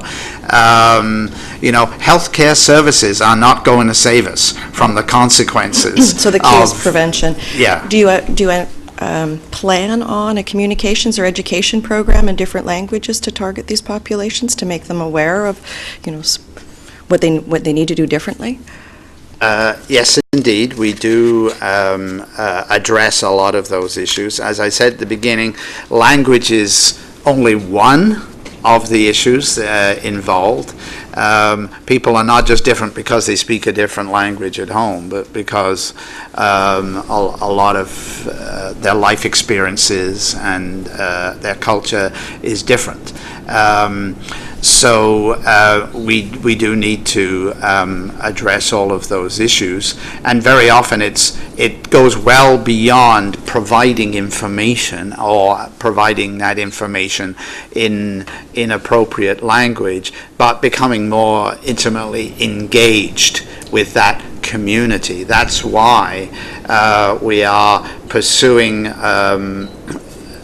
connections with a number of ethnocultural organizations. We've mentioned SAPNA as one, but faith communities are very important, and unfortunately there are a great many of them, and we have very limited resources, so we would like to do much more, but we are engaged with a number of faith communities and cultural organizations related to specific ethnocultural communities as a beginning, in a way. And there are those settlement agencies, neighborhood services, community services that act as those Right. community hubs where largely those populations do go for resources.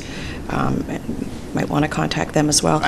Just finally, there's a study being conducted by a physician, I believe, at Chidoke, that looks specifically at cardiac and Right. the correlationship in the South Asian population. Are you aware of that? Right, yes, McMaster, which is Chidoke, McMaster, is a bit of a world leader in this area, and we are, in fact, helping them mainly with recruiting subjects in a couple of large studies which they're undertaking, and they have partners, of course, in our local hospitals as well, and we are involved. One relating to actually following infants for many years and looking about, for example, weight gain and some biochemical changes in the body, particularly related to type 2 diabetes. So, and then again, there's another study which starts in the sort of middle school age, and we're involved with that one as well. Yeah, that came to my attention because I think it's being privately funded from here in Mississauga. So, thank you very much. Thank you, Councillor Crombie. Mayor McCallion? Yeah, this is kind of a disturbing report. First of all, that immigrants coming to the country are healthier. They come from countries where poverty exists, many of them. So poverty might be a good thing when it comes to health. Think about it.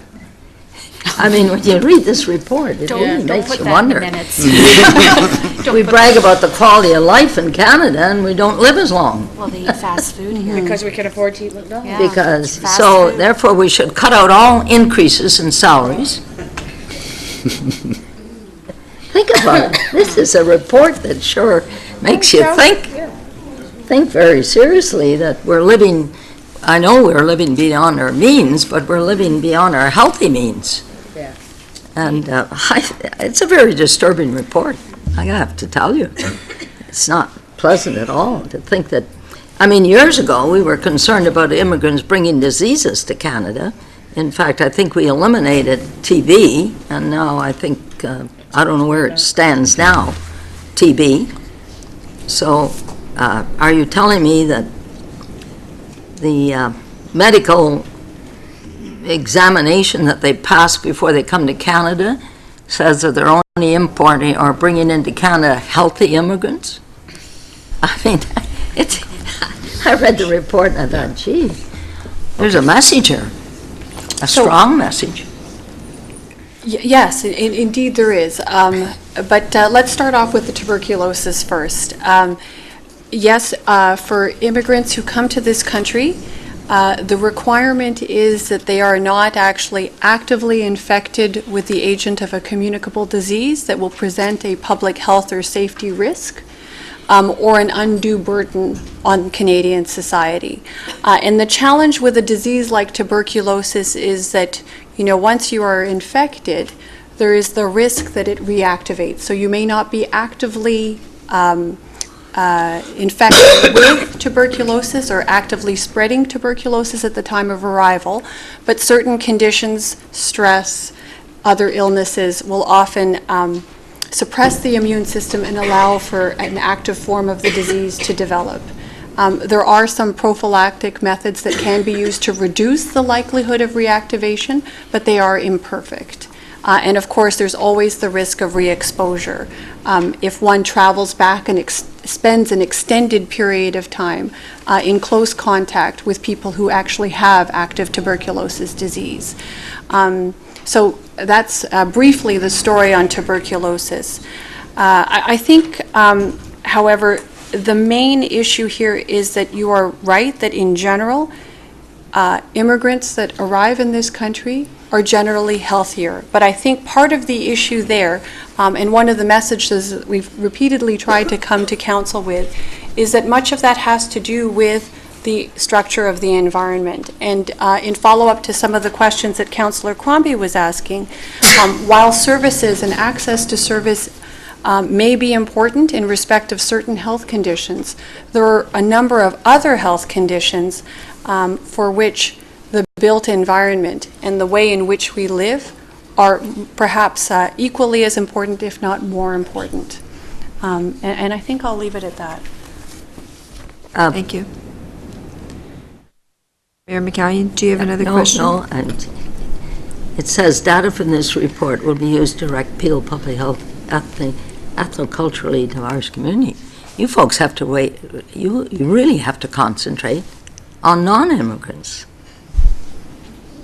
Because you tell me that non-immigrants are healthier, immigrants are healthier, that immigrants live longer, so you better concentrate on the ones that are unhealthy, that live here, and don't live as long, rather than concentrating on improving the health of those that are healthier. Close down all the McDonald's. I mean, this report is an interesting. Yeah, I can probably see if I can get you back. Madam Chair, the Mayor has put a finger on a really key point here. But there are in fact two. First of all, should we concentrate on non-immigrants?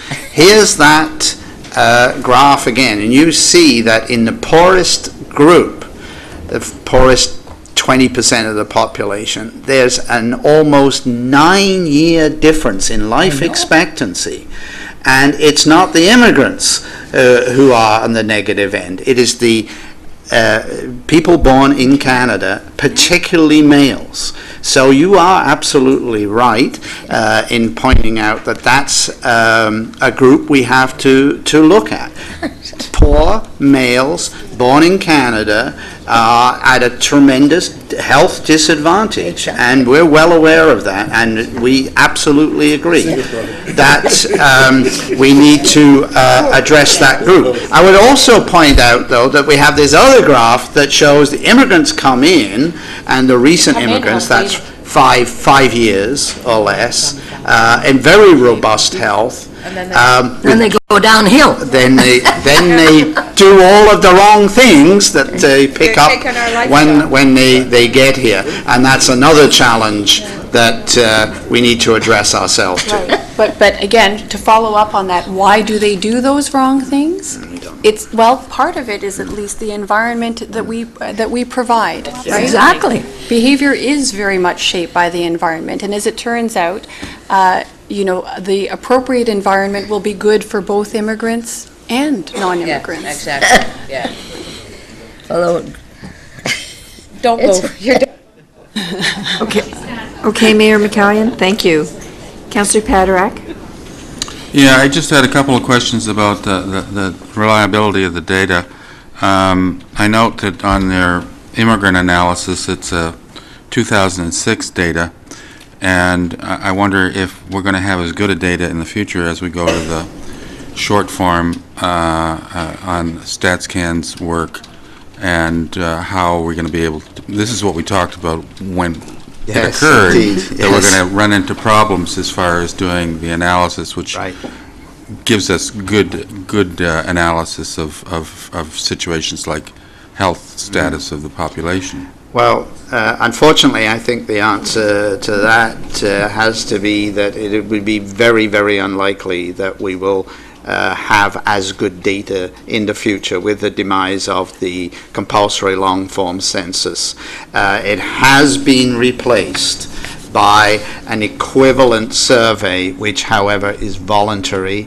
Right now, we do not know how well that is being responded to, and as we said at the time, the problem is there is every reason to believe will be the more disadvantaged parts of the population, and possibly also those who are less comfortable in English, who are less likely to respond to that questionnaire. So there will, I think, be a reduction in the quality of the data that we have available to us from a census perspective.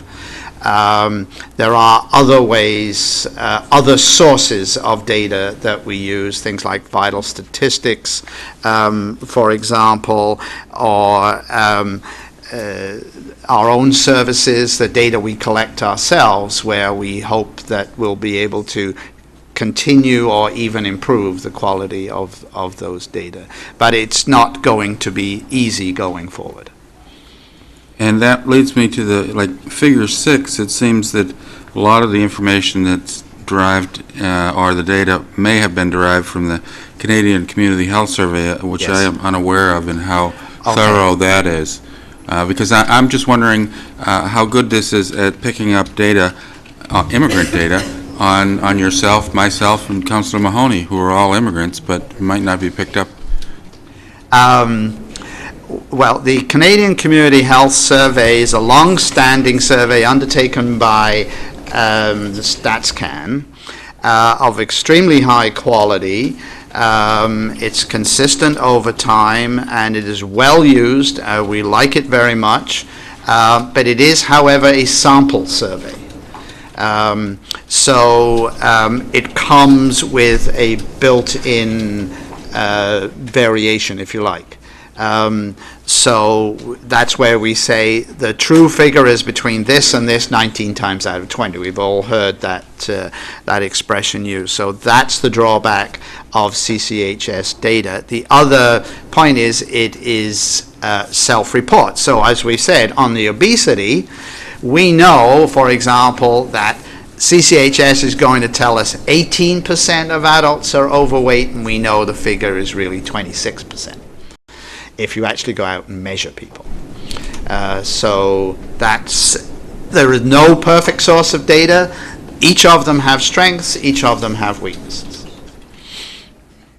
With the advent of electronic health records, is there going to be a methodology to anonymously sample data to find out what's going on with the population?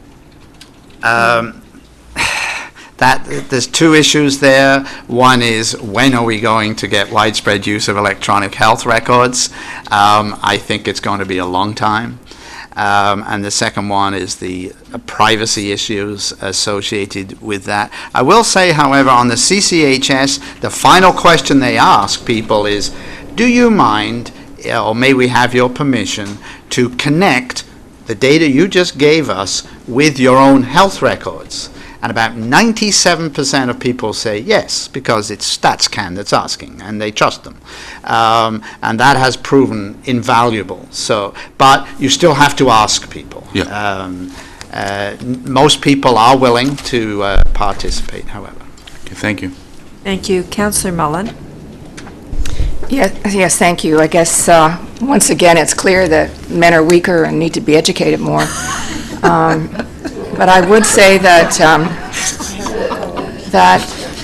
in going to Mayor McCallion's point, I found it rather confusing as well in terms of, and you've clarified, I think, a little bit, but I found it a bit confusing in terms of the immigrant who comes in is healthier, and yet, if you take a look at some of your graphs, the diabetes issue is huge. It's huge.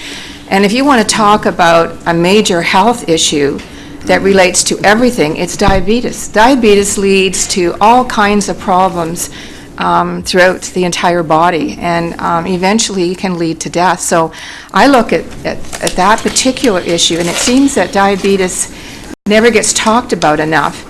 And yet, it's not only huge with regards to, I guess it was the Black community that was the highest, but certainly the white population as well has a major problem with diabetes. Right. So, you know, in terms of where do you focus your attention, it's a difficult one, because obesity, diabetes, it all links together. And I guess to me, doesn't matter what nationality you are, we have a problem in terms of education. And with regards to the diabetes, I think that's probably one of the major issues that lead to so many other health problems. And they talk about it all the time, and yet we don't seem to necessarily get the message across that that leads to the whole issue of how you live, what you eat, and kind of exercise. And we talked about in that major report you brought forward. Right. It's very interesting data and somewhat surprising. And I thank you for the report. It's very interesting. Thank you. Mayor McCallion. Question to Dr. Moat.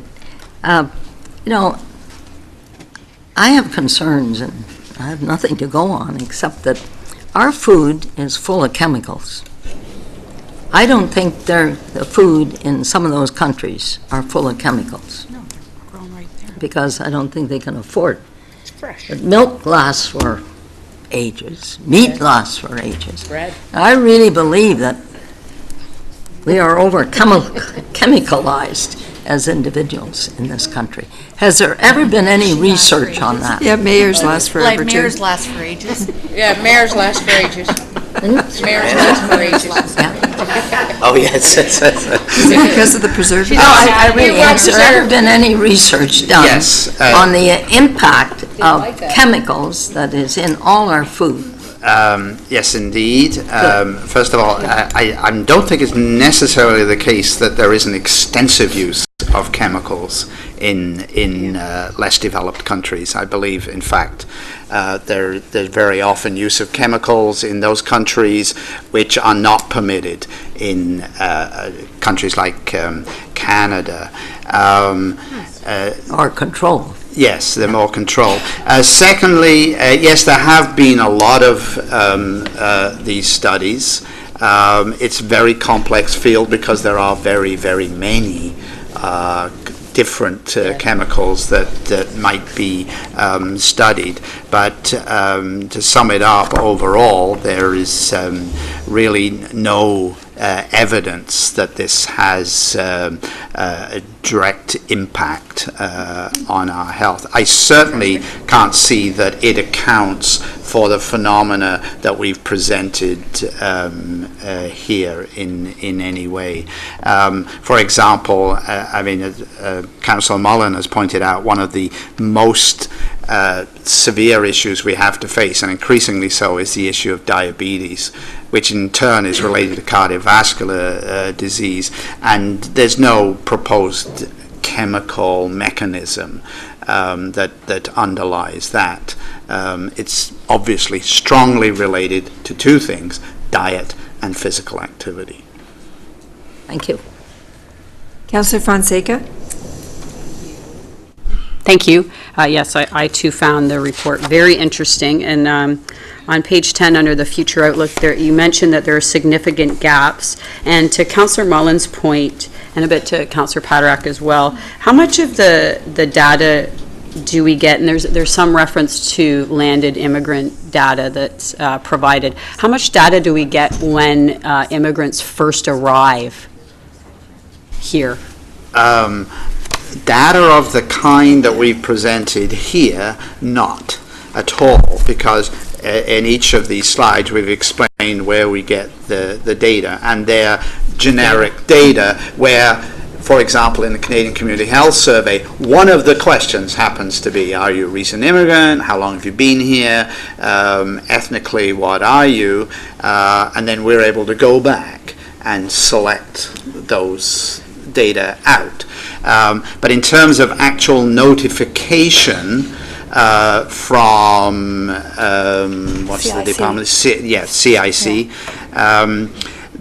I think it's mainly related to two issues. One is syphilis, and the other one is tuberculosis. That's correct. And HIV as well. and HIV is the third one. And so we would get a notification around the people who have just entered the country, who give their address as Peel Region, where there is a TB issue or a syphilis or HIV issue. Yeah. So, in other words, we know that we know from other data internally, I guess, collected, that Latin American and South Asian communities, as an example, are susceptible to diabetes based on their physiological or their genetic makeup or other factors. And also, we've talked about the built form here, but we don't necessarily know how many of those immigrants arrive necessarily with diabetes. That's correct. We do not know that. Yeah. Okay, and another question would be, as far as the tracking, and you mentioned that you've worked with different, one being the South Asian Health Network. Has there been any tracking done with immigrants, say, coming from year 1 to 5, then 6 to 10, on tracking some of these chronic diseases like diabetes? Like an actual tracking over time, or do we not have enough? We don't have enough data to do that, or is that one area where we could strategically limit the gaps in the information that we receive? In terms of following individuals over time, that's not the kind of thing you can do with routinely collected data, unfortunately. So that's the kind of thing where McMaster University has these specifically funded research programs, and they're research programs, and obviously the numbers are much, much smaller, where they can follow people over an extended period of time and do all kinds of tests and ask all kinds of questions. Mm-hmm. Those are in progress. We would not have data from those for a number of years. Mm-hmm. And one other question with regards to, I guess, I'll use the example of the Latin American community having a high prevalence of, well, diabetes, but also obesity. Has there been any, and it might actually be in here, and I apologize if it's in here, but has there been any data collected where an immigrant from one of those communities comes here, they may have children that were born outside of the country, but then there's a child that's born here. Are there changes in what the health patterns show statistically, or are there consistencies? For example, there's a preponderance, or there's a their health makeup shows a prevalence for diabetes, but in the children that are born here, due to changes perhaps in the environment or what they're educated, it does mention that the immigrants that are coming in are highly educated. Those that are born here, are there changes? Are we seeing changes in the children of the families that are born here related to those that are not born here? Sort of hard, specific evidence on that we don't have a great deal of, but there have been studies, classic studies in the past, looking at migrant communities. The classic ones were, I think, people moving from Japan to California, and we know from anecdotal evidence here around children of immigrants that, in fact, within a very short period of time, that second generation, the children are very much, in terms of their health behaviors and particularly their diet, shift over to the classic North American type diet. That's not going to apply to absolutely everybody, but as a general trend, that's very much the reality. Having said that, we all have a certain genetic predisposition, and that, of course, is going to persist. So second, third generation people from those ethnocultural communities which we show are at risk for diabetes will still have that fundamental genetically determined risk. But in addition, there may be the risk that's associated with lifestyle. And that, of course, is variable. The genetic risk is not variable. And last question, with regards to the significant gaps, what would you say are the two highest priority gaps in data collection that you would want to see. You need data to provide more, a bigger picture of all the facts. You want to pick one, and then Yeah. I'll pick the other one. Well, you know, as I mentioned, in general, we don't, and the health system in itself does not collect Okay. data with immigrant mention status and that. ethnocultural background in mind.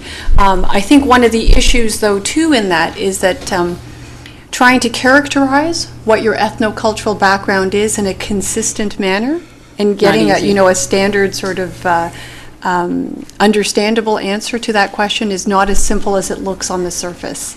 Many of us come from a multitude of ethnocultural backgrounds, and trying to characterize what your ethnocultural background is and to put it into a category that actually makes sense and is usable is a little more challenging in practice, albeit nice in theory. So I'll start off with that. I think the other main category would be more in-depth information about knowledge, behaviors, and attitudes of adults from a whole range of backgrounds, both Canadian-born and immigrant, in relation to chronic diseases, especially diabetes and cardiovascular disease. Thank you. Thank you. Councillor Thompson.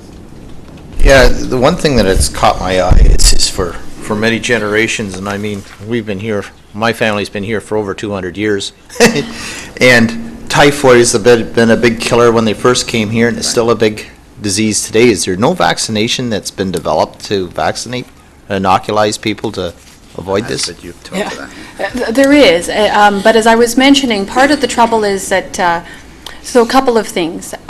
Travel to South Asia in particular is associated with up to a 30% or 30 times the risk of acquisition of typhoid disease than travel to any other part of the world. Okay, so that's one of the things that is relevant, particularly in the PL context. There is a vaccine. It is not publicly funded, and it generally requires a visit to a physician, a travel medicine type of clinic, or a travel medicine physician, which is not funded under OHIP currently. So there's the cost of the vaccine and the cost of actually getting the travel assessment, the travel medicine assessment that's associated with that. That combined with the fact that many people who do travel to the part of the world where you're at highest risk of actually acquiring that particular disease organism, so many of the people who are traveling there see it as travel home and therefore don't see it as a risky endeavor, don't think about the risk. So I think all those factors taken together add up to the current situation that we see before us. There may be other features as well, but certainly those are some of the key factors involved. It just boggles your mind when you look at the numbers. It's extremely high. It's the number one, like, hello, where are we? What are we, we're not moving forward here. The one thing I will clarify is Mayor McCallion brought up about chemicals in food. And I think I want to be very distinct. If there's chemicals in food, they cannot be sold. That's why we have the distribution centers of all the big grocery stores, is so as everything's checked and monitored.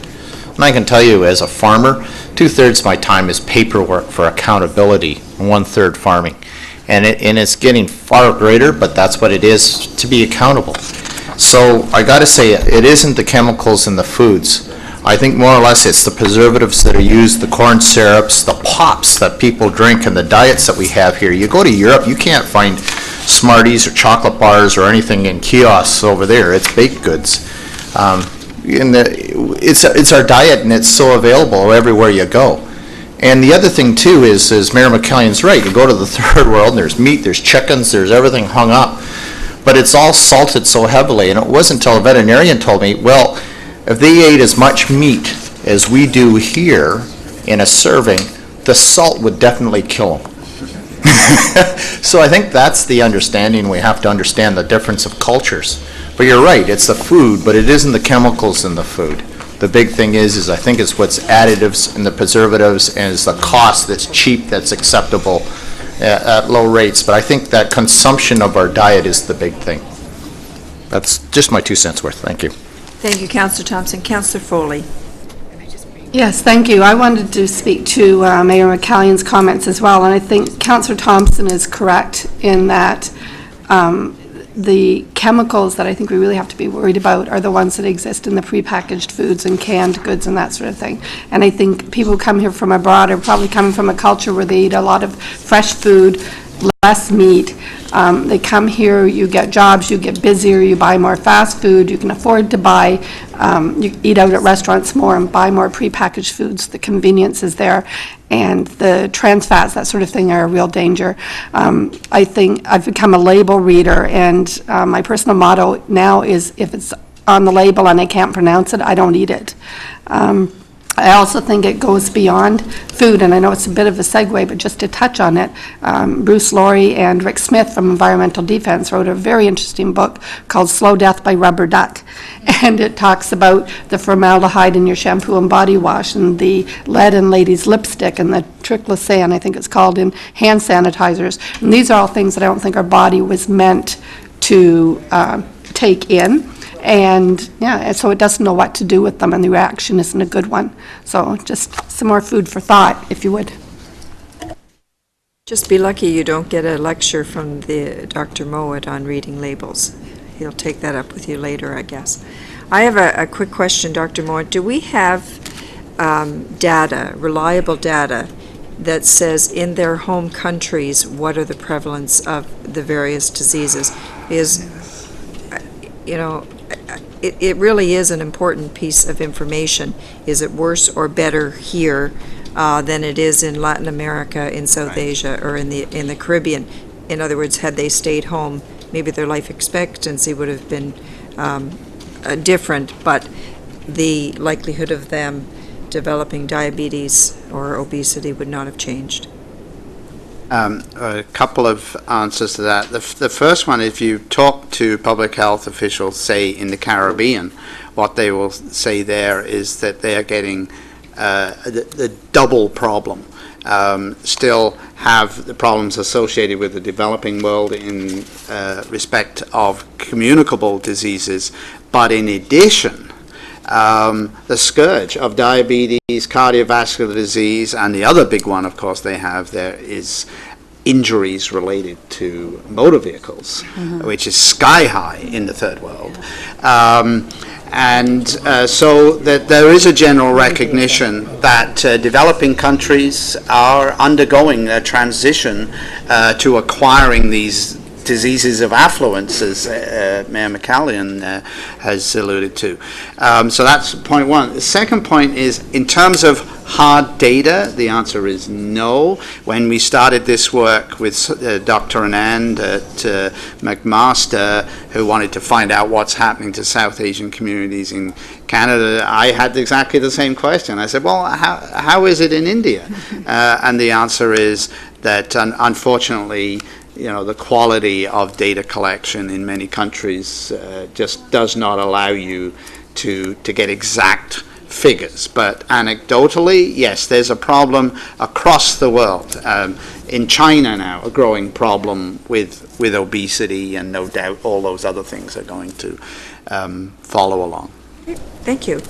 Councillor Fonseca and Councillor Foley, would you like to move receipt of the presentation and the report A1, as well as the handout, the destination in Peel? It's been moved. All those in favor? That's carried. Dr. Davila, Dr. Mowat, thank you very much once again for an engaging conversation around the table. The next item on the agenda is HEA 2. It is here for information. It's been moved by Councillor Paderak, seconded by Councillor McFadden. All those in favor? That's carried. The next item on the agenda is HEA 3, moved by Councillor Mahoney, seconded by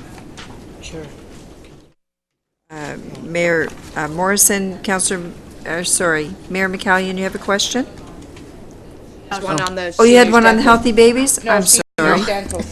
I'm moving along too fast? Dental, she's on the next one. Oh, you're ahead of us. I should have known. Sorry. That's okay. All those in favor of A3? That's carried. The next item is A4. Mayor McCallion, you have a question. Yep. Could the staff explain to me what the LICO plan is? Low income Low income. subsidy. How does it compare to? LICO? LICO. Do you want to? Through you, Madam Chair, this term LICO is low-income cutoff, and it is a device that's been developed by Statistics Canada, which is supposed to be a meaningful way of looking at low income. And what it does, it takes the proportion of income which is spent on essentials and works with that to come up with a formula to define low income. It depends on the part of the country and the size of the family. It's a family-based rather than an individual measure. And it's, if you want the exact figures, do you have that, Julie? Oh, sorry. Yeah, that's the actual figures we give there, but it's based on what would be necessary in order to have the essentials of life in terms of shelter and food, etc., and then that's computed by Statistics Canada. So you can see there we quote that it's for a one-person household in Southern Ontario, it would be $19,000. The only concern I have are we rating all our assistance programs the same way? Yes. Yes. Yeah, that was, yes, we do. With Mississauga. Because we have a system as well, and I don't think we lose LICO in recreation assistance, et cetera, in the municipality. Through you. I mean, we better be consistent. Yeah. Through you, Madam Chair. Yeah, we did a thorough review when we were looking at what kind of cutoff should we use for this program, and we looked at all the area municipalities, we looked at what we use for finances and tax breaks, we looked at human services. There is no consistent. That's what I'm concerned about. For recreation subsidy, for whether you get some tax breaks, etc., across the area municipalities and us, there isn't one consistent one. We looked at one that's used frequently, which is this one. I don't have them all at the top of my head, but I know it was in a previous report, but there isn't one. Well, I'd like to see some consistent plan, because I think it gets out of whack. There has to be a consistency. Like the guaranteed income is based on consistency, right? So could we? You know, we Yeah, can't go ahead. have one plan for dental care and one plan for recreation, one plan for this, because then it's out of control. Mayor McCallion, would you like staff to report back to sort of show the various programs and the measurement we use? Yeah, Madam Chair, I was going to suggest that we do that. We can strive for consistency where we have the discretion to set the cutoff, the criteria. Things like the welfare program, child care, many programs related to long-term care and seniors, those are prescribed by legislation. We have no discretion there.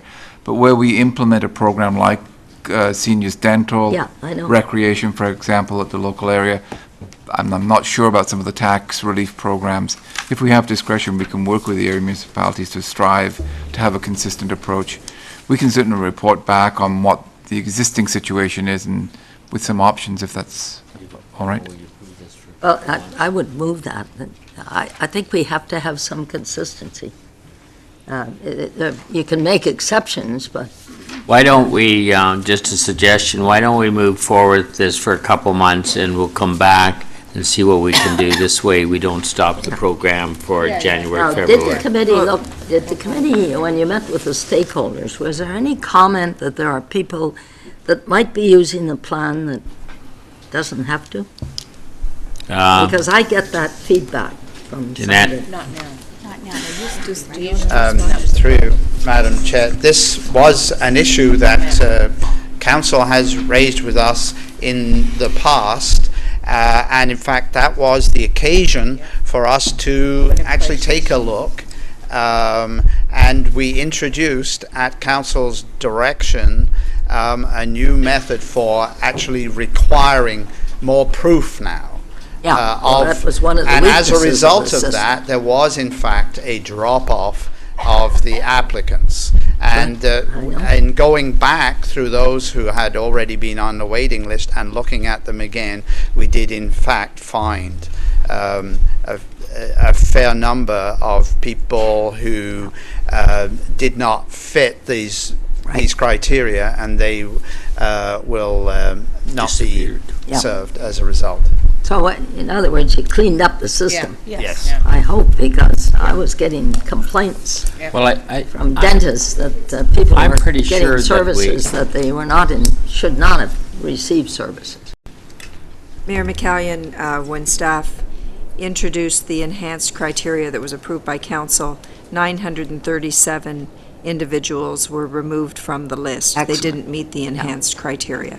Very And I think good. having gone through the process, without the criteria, there was an awakening that we needed to introduce some measurement so that there was not the abuse or Right. the perceived abuse of the program. Thank you. I'd like a report to come back, as you suggested, on some consistency in all our programs. So you take that under advisement to report for it. I think it's a useful exercise for us to have a look at. Okay. Mayor McCallion, would you like to move receipt of the report? Yes. Thank you. It's been seconded by Councillor Carlson. All those in favor? That's carried. Thank you very much, Mr. Chairman. I'll turn it back to you. Moving on to Human Services, as the chair and the vice chair are not here today, maybe I'll take this through. The first item is HSA1, and we have added, if they could put it on the screen, just an additional to the last paragraph, only simply because we are trying new methods, and it allows us to better inform council in the future of the understanding of the process. So, would someone like to move that? Councillor Sanderson, do I have a seconder? McFadden, okay. Any other questions? If not, all those in favor? Opposed? Motion's carried. Moving on then to SHB1, which is the Mowat Center report, which we've heard and had a good conversation about it. Would someone like to move the information? Okay, Moore and Morrison. Are there any further questions on that? If not, all of those in favor carried. Moving on then to HSB2, which is the Ontario New Child Care Funding Formula and Framework, and that's here for information. Okay, moved by Mahoney and McFadden. Are there any further questions? If not, all those in favor, carried. Moving on to housing then, proposal name of Credit View and Eglinton Housing Project. Is there a mover, a seconder, a speaker to this? Starr and Crombie? Are there any questions? Ward 6 and this is- All those in favor? Anybody opposed? Motion's carried. Moving then on to communications. The first communication is here for recommendation. Communication from Edna Toth. I think there should be a response from Janet Maynard on it. Because yes. that's that flexibility program that she's concerned about, that it's cut the funding to the region appeal. I believe that's already in the works, Mayor Yeah. McCallion, but I'll make sure that Make they sure, follow yeah. through that. Then I'd like to speak to the memo from Councillor Harris. Okay, well, let me do with the first one then is to receive the Edna Toth, the Appeal Poverty Action Group, and we'll make sure that we respond to Yeah, that. that they get an explanation. Motion to receive. Okay, Mahoney and Fonseca, all those in favor? Carried.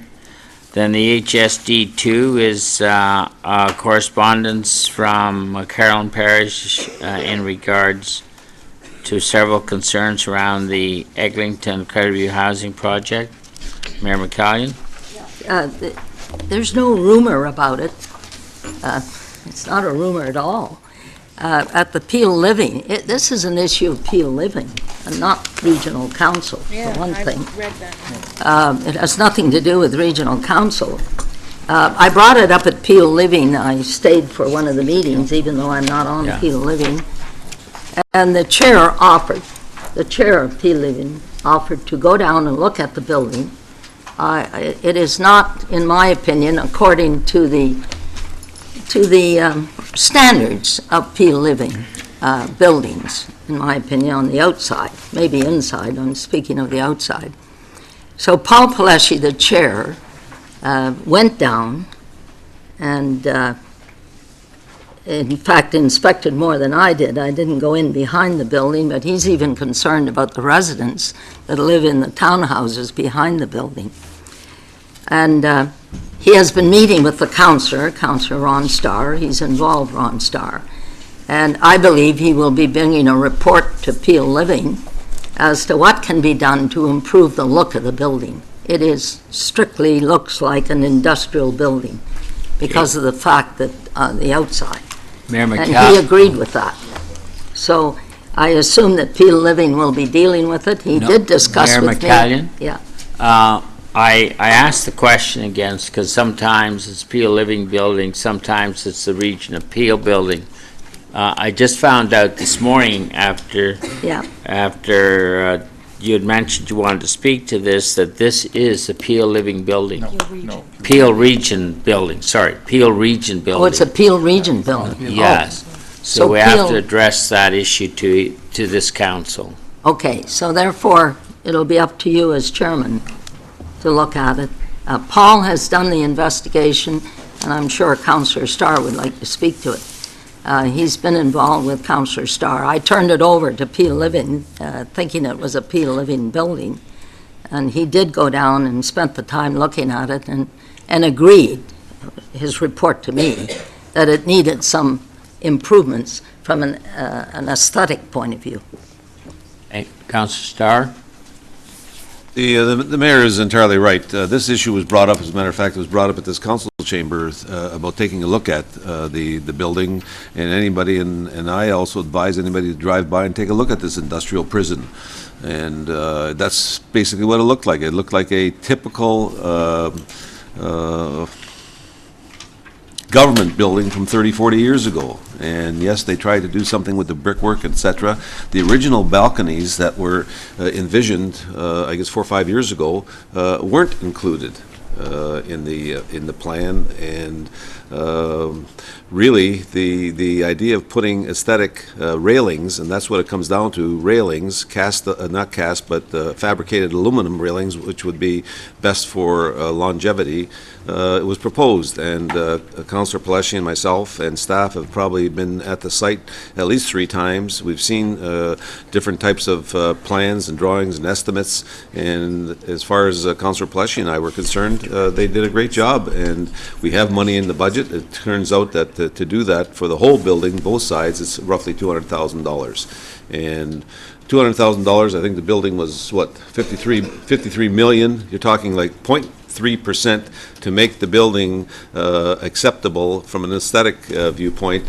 And frankly, I agree with it 100% that we do something along that line. And if it means bringing something forward to the next meeting, I would suggest we do it as quickly as possible, because the building is going to be turned over to the new management within the next probably month or 2 months. So they're basically in the cleanup stage of the building, and we could probably get that done, although it doesn't have to be done immediately, but it should be done. And if anybody goes by and the vision that you have, aesthetic and very pleasing, they're not balconies, they're basically a framework and something that won't affect the window cleaning. I think that issue was brought up. That's already been taken care of. The windows that are there will have sufficient room to be cleaned, etc. So to me, The letter might have brought up some concerns, but certainly all those concerns were previously thought about well in advance. So I support, doing some work to the building to make it more pleasing and, more livable, both for the neighbors and for the residents. And I did talk to some of the residents in the townhouses, and as a matter of fact, was there one day when Paul Pleshy and I were there. I said, what do you think about, and we told him what we're doing, and the lady says, great idea, great idea. So, I mean, that's one opinion, but I mean, there's somebody who lives right there who has to look at the building who, probably didn't appreciate the fact that there was a 10-story building going in right behind them. So, we're trying to make it amenable for all the neighbors too, so. I agree with what the staff have worked on, and Councillor Pleshy and myself and the mayor suggesting it right at the very beginning. I think it's a good solution. So I'm not sure, Mr. Chairman, what the best way to bring it. I mean, all the work's been done. Basically, there's the architect's been involved, the builder's been involved. We're ready to move at any time. Okay. Well, I have a speaker first, and then I'll respond. Councillor Moore. Thank you. Well, and I just read this now. I guess it was distributed to us earlier, but I didn't see it, so I'm reading through it quickly, and I thought that some good questions were raised on here, and I think it's great that Councillor Starr has answers as it's in his area, but I would personally like to have staff report back to us on this. I think it's great there was $200,000 left in the budget, but I guess, and available to do this, but is that how we would have chosen to spend that? I think it's better a project comes in under budget, but do we not approve the design at the beginning of the process, and why would we change it, I guess, as time goes on? I personally would like to have staff prepare a response to this. Like I said, I've just read through it quickly here now, but I think they're all great questions. In particular, the wrought iron compromising the brick on the exterior, and things like that, if it wasn't originally designed for it, and things like that, and if it's purely cosmetic. And maybe if somebody could give us a picture of before and after, that would be helpful. If I get some time between now and the time staff report back to us, I'll drive down myself and have a look at it. But I think there's some fair questions that have been raised in this letter that are worthy of a response to all of us. Thank you. I believe that we could take this as direction has been given to us, and that staff can answer all of those questions that she raised. But we do also have provision here, if there is money available, that staff have the right and have the power and direction to move forward. And I think if a report should come back, but I don't know whether we have to wait for a month to get that through the process if we need to move forward with it. So I'm going to ask staff, David, to take that as direction and to move forward to answer all of those questions, and then see if there is any complications between the only one that I remember there is the washing the windows or something, and I was aware that staff have been looking at some kind of grill, is that what I would call it? Put around the windows to help set up the aesthetics a bit better.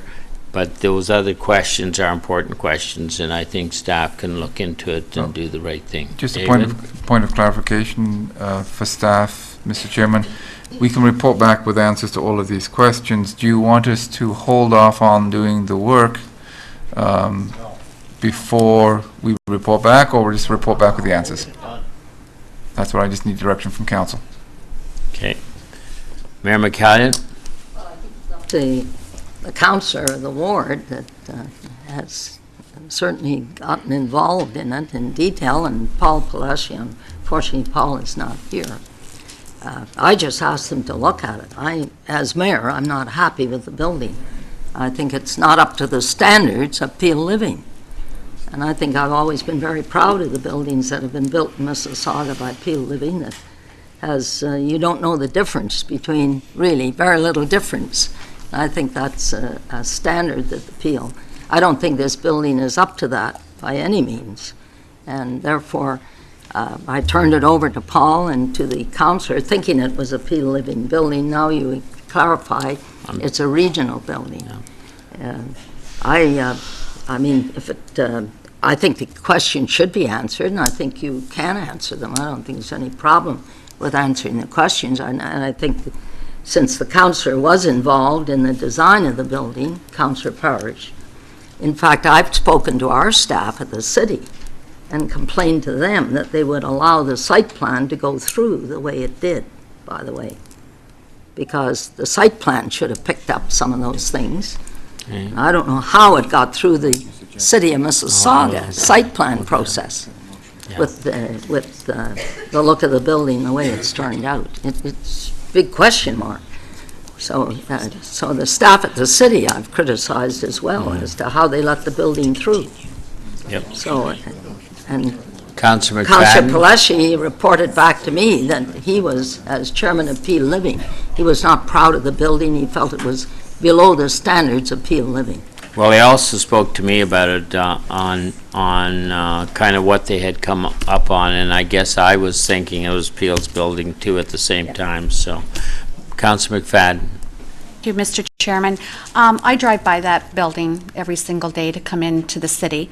I can see why balconies weren't put on Eglinton Avenue for an aesthetic point of view. It's very busy on Eglinton. I don't disagree that they maybe should have been on the other side of the building, but certainly not on Eglinton. To see what goes on the balconies, it would have actually been disgraceful to our city, having balconies on that side with what you think, you know, furniture, laundry, storage.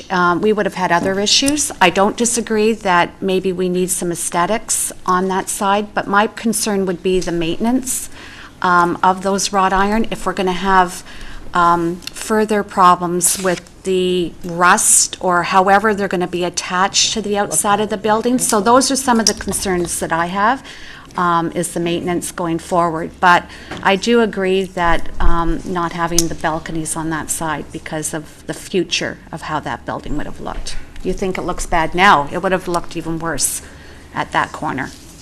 Councillor Starr. Yeah, I can probably answer some of those questions. They're not wrought iron. It's not iron. It's fabricated aluminum with a durable finish, probably an anodized finish, which is a 40-year life, and it's longer than any type of life of that sort of ornamental work that's any place in Ontario. We went all through that with staff, and the builders went through that. They went through the fabricators to make sure that whatever we did there was something that wasn't going to be, it's going to be maintenance-free and wasn't going to be a problem. And outside of the building will have more problems than the facade that we're trying to put up there. The other thing too was the fastening and whatever, that's not a problem. The engineers for the builder Winter Associates, I guess, have indicated that. And what was your other point? No, and basically, whether it was balconies or non-balconies, that's not the issue. The issue was we have a building there that I think is not as aesthetically pleasing, as not to the standard. I think that a building that we have in our portfolio, it just should be a better building. I mean, it should be I think the people there should be very proud of it. And I don't think we want to start retrofitting 2 years from now. I'd rather that we do that now. I think what the chairman suggested is the right thing. You know, we can answer all these questions and let's get on with it. The work's all been done. I think you've got. Put a motion on there and we'll vote on it and get on. Yeah, I think you've got the staff agreeing to it. I mean, they can speak for themselves, but the reports are all done.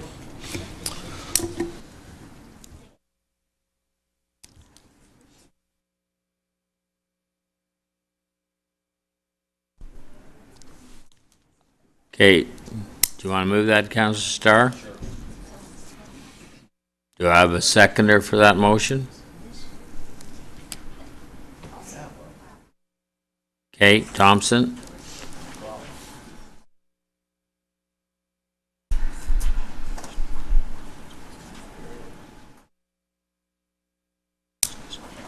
Okay, I'm going to ask for a vote on the motion that's before you. All those in favor, could I have a show of hands? Just a minute, I want to count 1, 3, 2, 4, 5. Who's in support? 6, 7, 8, 9, 10, 11. Okay, motion's carried. Opposed, I should say first, and then carried. Okay? All right, a motion to receive the correspondence then, and staff will respond to that. Oh, someone move that? Receipt?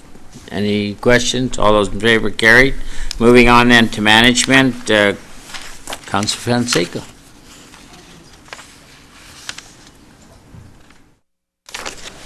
Thank you, Mr. Chair.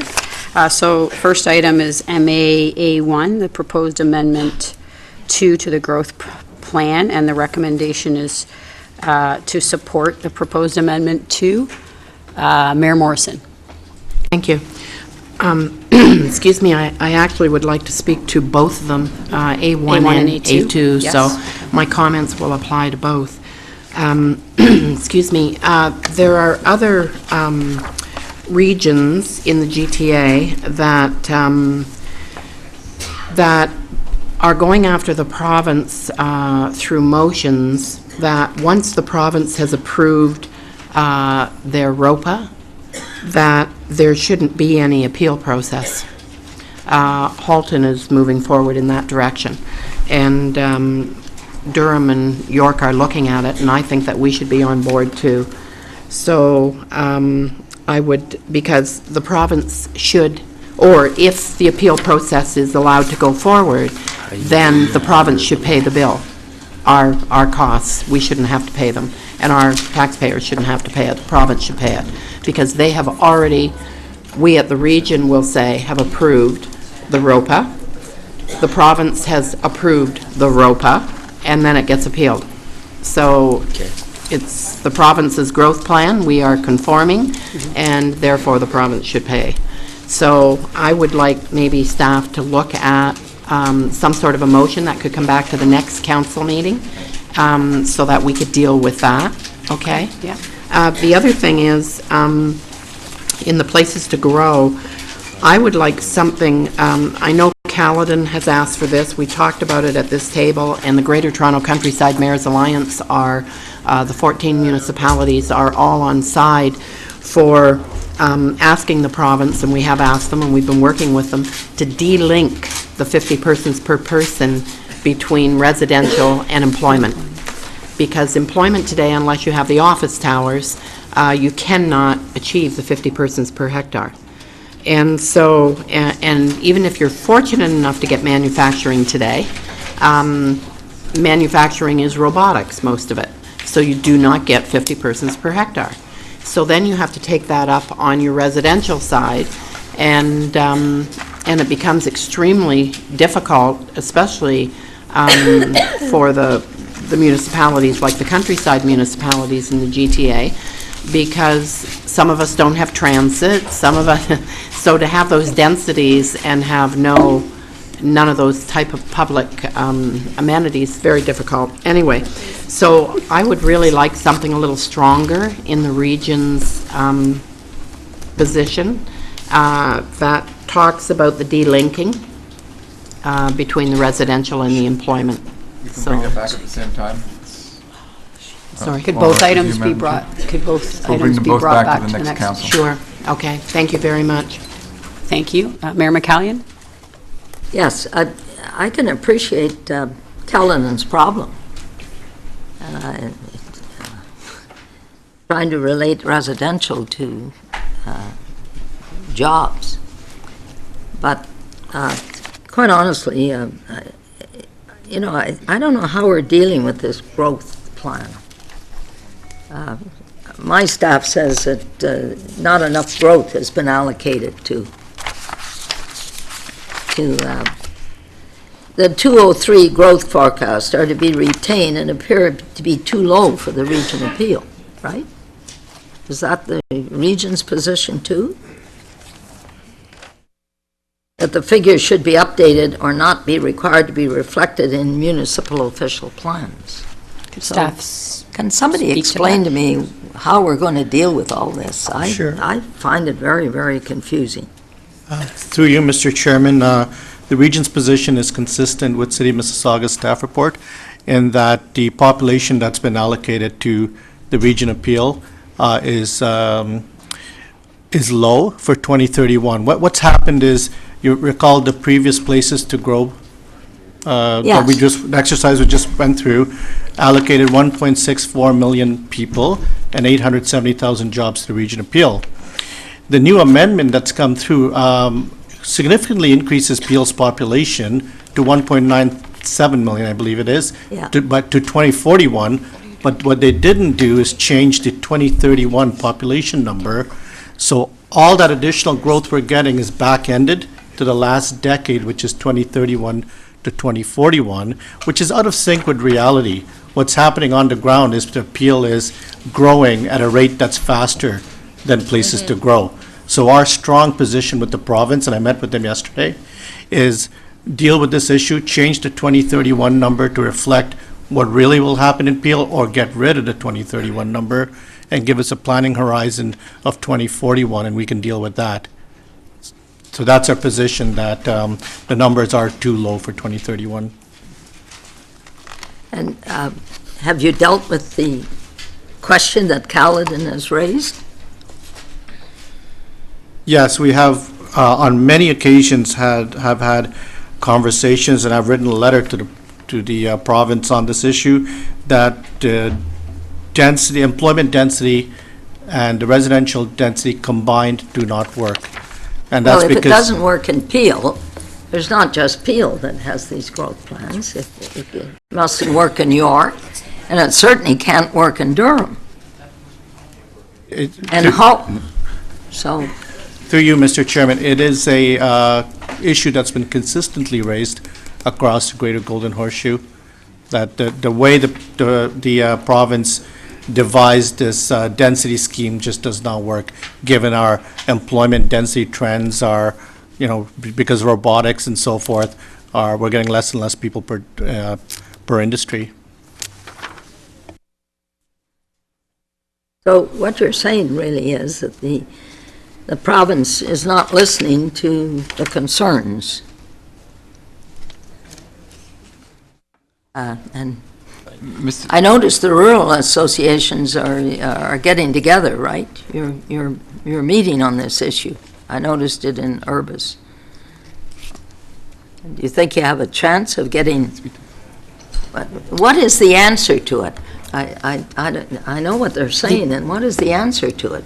In other words, you take Caledon out and give them a special consideration? No, it's the whole. It's the whole Greater Toronto Countryside Mayors Alliance. It's the 14 municipalities that are the future growth of the GTA. Yeah, but when you I don't noticed have to- from the report, Marilyn, because you're very active in it, that they're going down to the province. What is the solution to it? In other words, what are you going to do? The solution is, and we have met with the province on numerous times on this, and they seem to get it, but with proroguing and everything that's going on, nothing's happening, unfortunately, so you have to continue to stay in front of them. But what we need them to do is keep the 50 persons per hectare. That's not the problem, and we will meet that.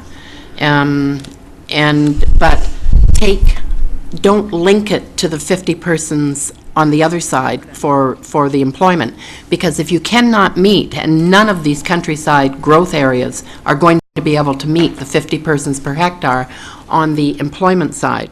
So what ends up happening is, you could end up with 100 in some of the work that we were looking at, we ended up in our preliminary stuff with like 113 persons per hectare, because you can't meet it on the employment side.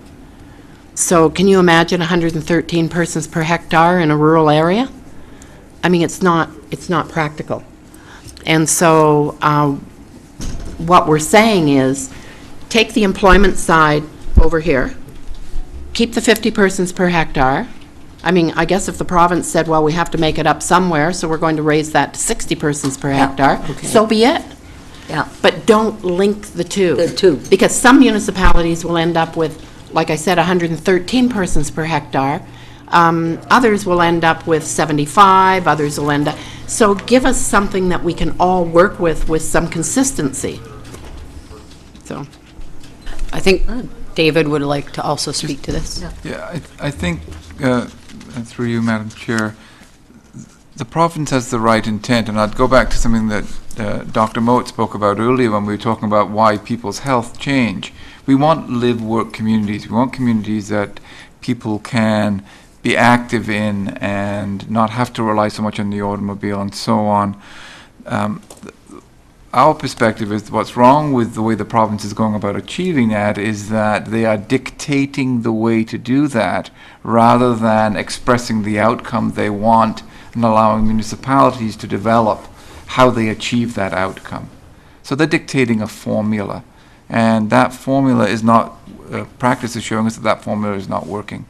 So what we need is some outcome statements that we then, municipalities, can achieve through what works best to the municipality. Okay, but your idea is a good one, except I question the fact, can you economically survive with a residential component and no industrial commercial? oh, we're not asking... That's the key. No, we're not asking not to have. We are getting the employment side, but we can't meet the 50 persons per hectare. So we are, all of us are bringing in employment. Yeah, but if you can't, okay, you're getting some, the rural areas, but if you don't, in other words, I assume, and maybe I'm assuming a lot, this has been done on a cost, I'm not using the right word, a cost-benefit analysis, but on some assessment that it needs 50% on the industrial to survive for the 50% residential to survive. I assume. I don't know. It has nothing to do with assessment. It's just numbers. It's numbers. No, not with assessment. Well, yeah, but it does result in assessment. Well, of course it does, but that's not what I'm talking about. I'm talking about the designation of linking 50 persons per hectare on the residential side with 50 persons per hectare on the industrial or employment side, which you can't meet unless you have office towers. No, but Marilyn, what I'm saying is, there's got to be some relationship why they chose that. I don't know why, and maybe somebody knows why. Madam Mayor, perhaps your questions and the requests that Mayor Morrison has brought forward can be brought back in the report for the next meeting. And also, you mentioned in the recommendation, not mentioned, part of the recommendation is that there will be workshops with all stakeholders. So at those workshops, perhaps stakeholders including not only the regions represented here, but the province. I guess my question would be: will provincial representatives be included in the workshops to allow for these types of questions to be addressed? Through you, Mr. Chairman, yes, I extended an invitation yesterday to provincial representatives and asked them to be there. Okay. There's got to be some relationship. I don't know what it is, and so the information but I think will be brought that has to be back. explained. Can the rural areas survive economically with no link between the jobs and residential? Okay. Because there is a link financially. Yeah, no. What it all boils down to, Mayor McCallion, is land and so many hectares. And that's what it boils down to. And so if they give you a population and an employment number, then when they take the 50 persons per hectare for the population and for the employment, it comes out to so many hectares. And so if you cannot meet the 50 on this side, then you have to be denser on that side, because they're trying to eliminate urban sprawl, is what they're trying to do. So they're trying to... Density doesn't pay its way necessarily. No, I know. Yeah. But they're trying to compact the sprawl of it all. It's just that our businesses today, most of them, unless, like we've said, office towers will give you the 50 persons per hectare, but the rest of it doesn't anymore. And they haven't, the province, bureaucrats, in my opinion, have not caught up with that yet. It takes them a while. Okay, thank you. Councillor Mullen. Yes, well, first and foremost, I agree with David Schwartz. What we're striving for and what we have been striving for, certainly in Mississauga, is a live and work type of community. And, I mean, the dictation that is happening here, I'm so fed up listening about the growth plan, quite frankly. To me, the key is employment. And I don't really care if there's another residential built. We cannot hardly accommodate right now what we have. And if you want to talk about linkage, it's linked to infrastructure. We keep talking about population and growth until we're blue in the face, and yet we're not going to be able to accommodate the growth because we don't have the infrastructure that we should have to deal with it. We just dealt with one in Councillor Yanika's ward, huge density. It was ridiculous. There's no infrastructure to possibly accommodate that. We talk about areas like Councillor Starr, who's already saying that his community centres are already at capacity. We all have that in our wards right now. We have not got the infrastructure, and yet we're hassling over numbers. And quite frankly, I think it's a laugh. It's a sad state of affairs, quite frankly. All the time and energy that's spent on dealing with these numbers. For crying out loud, link the infrastructure to the growth plan and make sure that municipalities understand what the future is in terms of how they can manage that growth, knowing what kind of infrastructure we have to deal with it. Live-work communities are absolutely essential, and we're not getting the balance of the employment, in my view, that is absolutely key, not only in terms of live-work, but also in terms of assessment for municipalities. We need not more residential, we need the employment, so that people that live in the residential can live and work within the communities. But for crying out loud, the hassling over this growth and these numbers, I phoned John Calvert to say, what are your thoughts on the agenda here, these particular...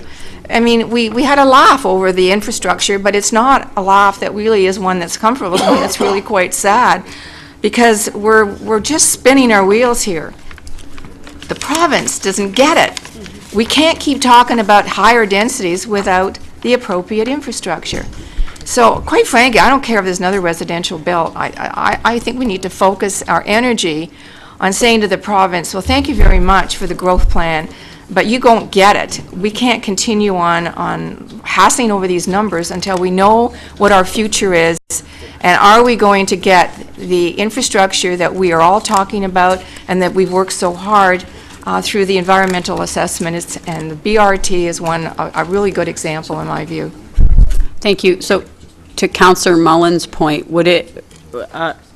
could we include in the feedback for February 8th a paragraph wording around, with regards to what is requested for February 8th, it looks like it's mostly they're requesting information around numbers. I don't think there is necessarily a strong paragraph or message around live-work communities pointing to what Councillor Mullen has said. Can we include that in the report to the province?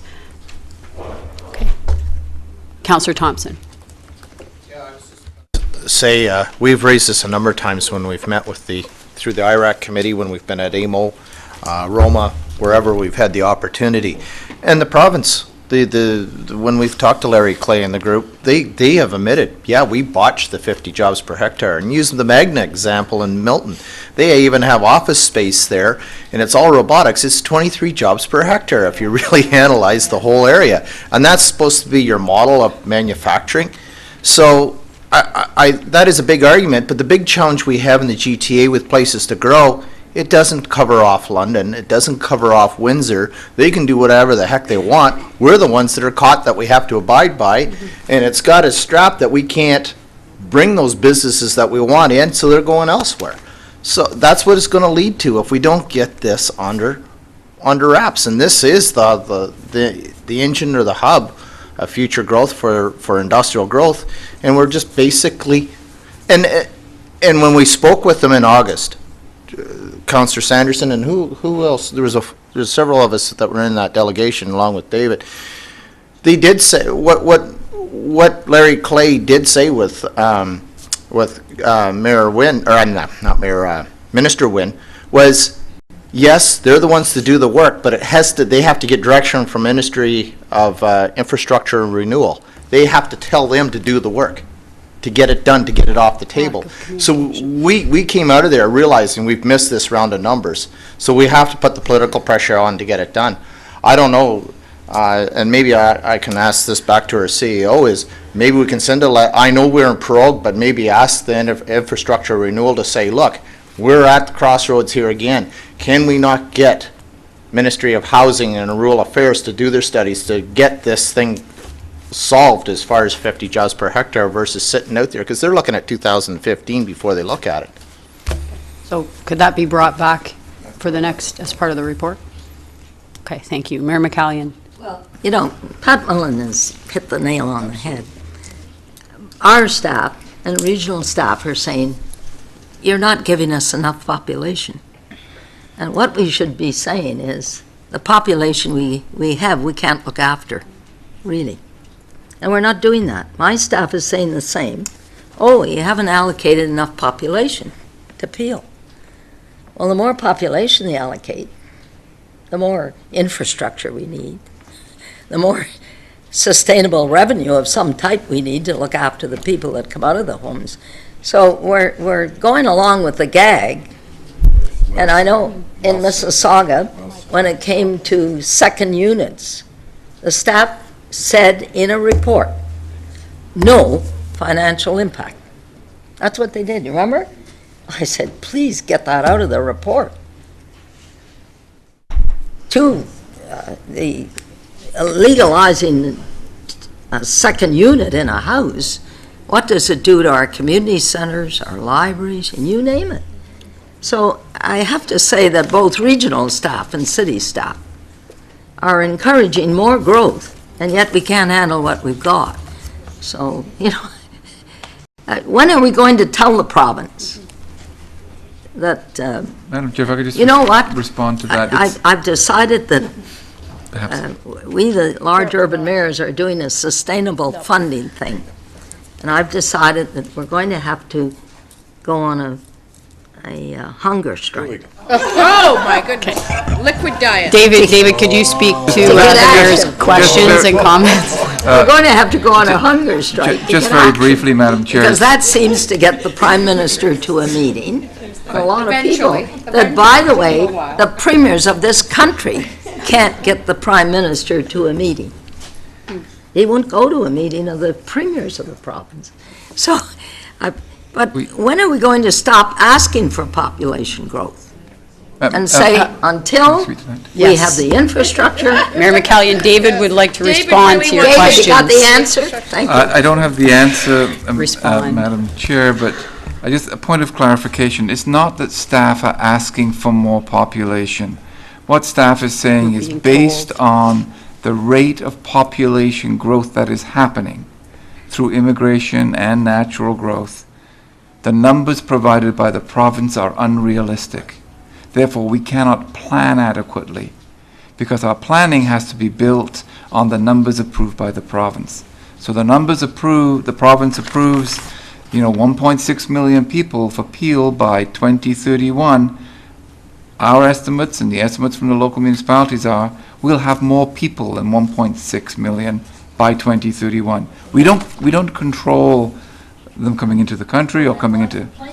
They're just going to come, is what you're telling me. Well, if they're just going to come, we're going to have to look after them. The reason we're concerned about it is because all of our planning, the planning for infrastructure, everything that we do, the DC rates, all of those things are based on the numbers in the official plan, which are based on the provincial allocation of population. So we've got to get that right in order to be able to manage the growth that's going to come. That's the point. Thank you. Chair Kolb. Well, I wouldn't want to be an expert in planning because we have lots of experts today in planning. But the thing that I see, and I go more to where Pat was.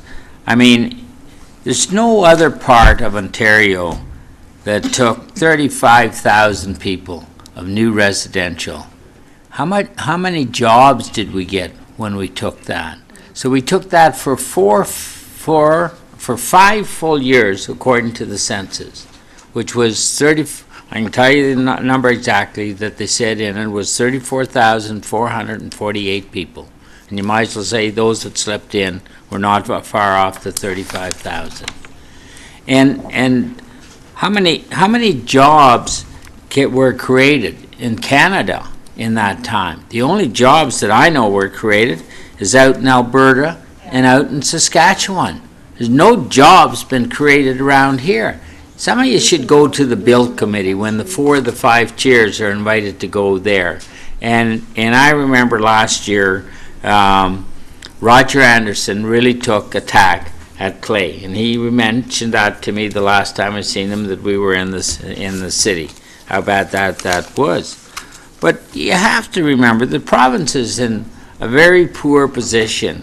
London wants jobs, you just said. Windsor wants jobs. Oshawa wants jobs. Sarnia wants jobs. Why did they move the Honda plant way up to Alliston? How many people do you think lived in Alliston? I don't know how many jobs that are there, but I'll bet you there's close to 2,000 or 3,000 jobs up there.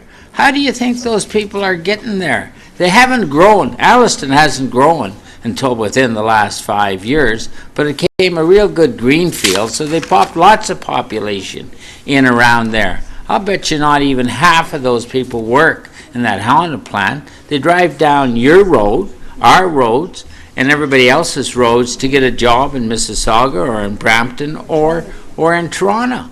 Well, how many new jobs are being created there? Toronto has grown just as much as we probably, if not more, have grown there. So every politician is out there telling the Premier, you should be in charge of where these jobs go. So they're saying to you now, well, you need at least these many jobs with the population growth, whether the number's right or not. But where are the jobs going to come from unless you look at the Tim Hortons, the Walmarts, and all of those? What other manufacturing jobs have we got? We haven't got anything. So really, I say that the issue, Mayor, that you said is our Prime Minister is not listening to Canada. He's bringing 350,000 people in here from other countries, like we all came here. Our ancestors all came from there.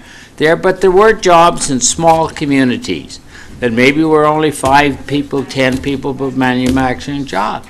That's, in my opinion, most of those moved up to the Kitchener, Guelph area, and a lot of the Mennonites and those people have those little shops besides the farming and that, and they can keep their family busy in the wintertime, and they have the crops and stuff and farming in the summertime. In fact, most of them work in the plants all year round. So it certainly is an issue if you want to grow a rural community to the way that they have grown before. But how are you going to get those jobs in there? And that's what Maryland's talking about, and all of the other municipalities are talking about. So I think it's a bigger picture and a bigger issue, and all we're doing is we're not satisfying the residents, but we're satisfying the politicians because the developers are pushing for more housing, but they're not bringing all those jobs with them into the community. So we can write reports here, but unless we start getting more cooperation from the federal government, we're not going to change this picture in my mind. So, Thank you. that's all I have to say. Wow. Well said. Councillor Thompson. Real quick, to follow up with Councillor Mullen, talking about infrastructure is correct. But there's one more thing we gotta say, is they want us to take all this population. We need the medical, and we need hospitals that we can't get DC collections on. So that funding has to come with it. And the big thing is, the health is a disaster at the province, as well as it is federally.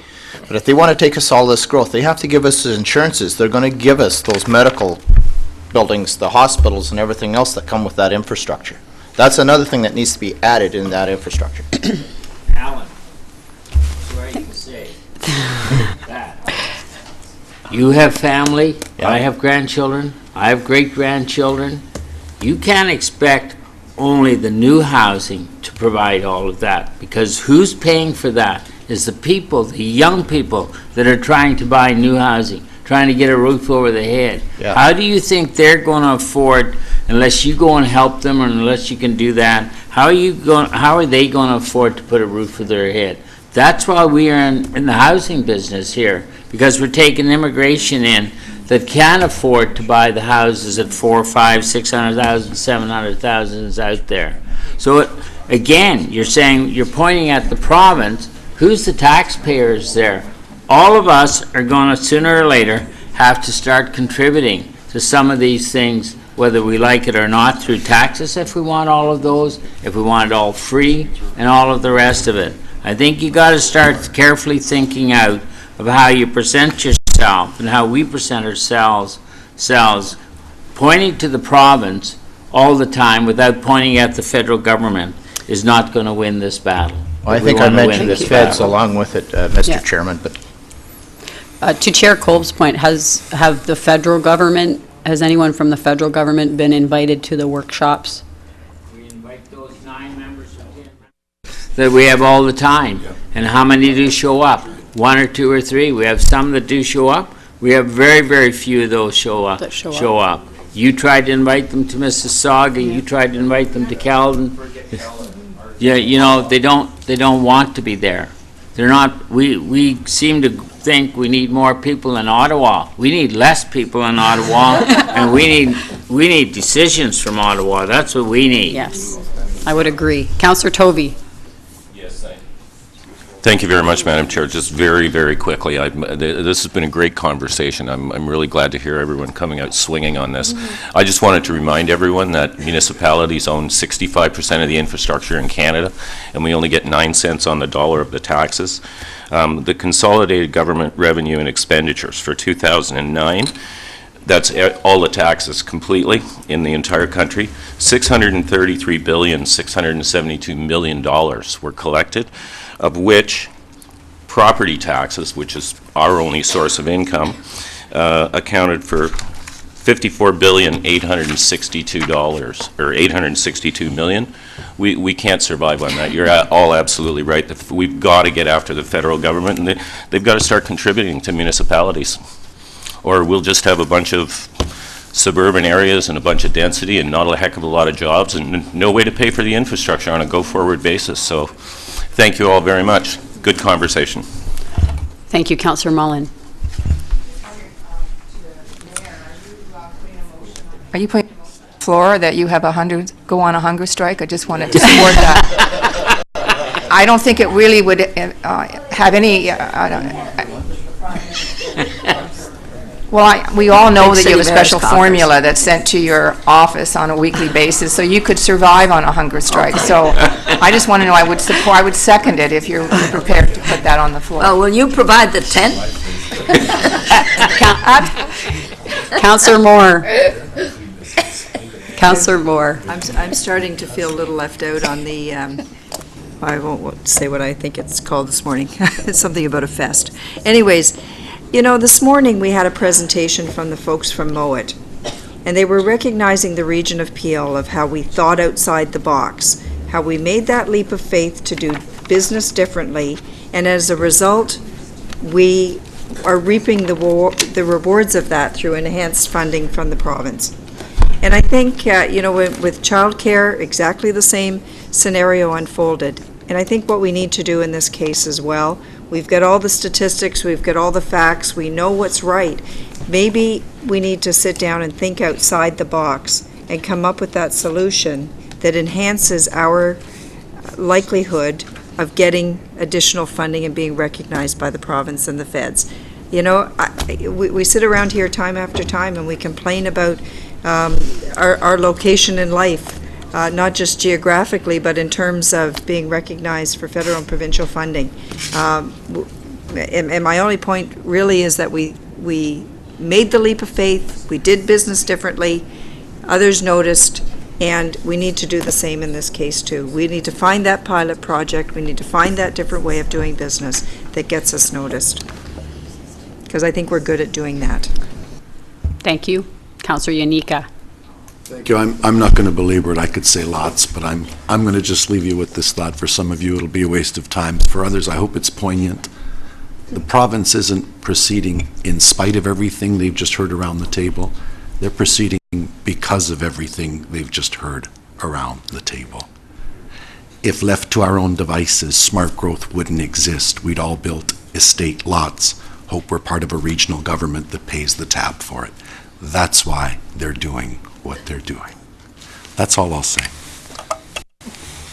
Thank you, Councillor Yanika. So the recommendation for MAA1 is to support the proposed amendment.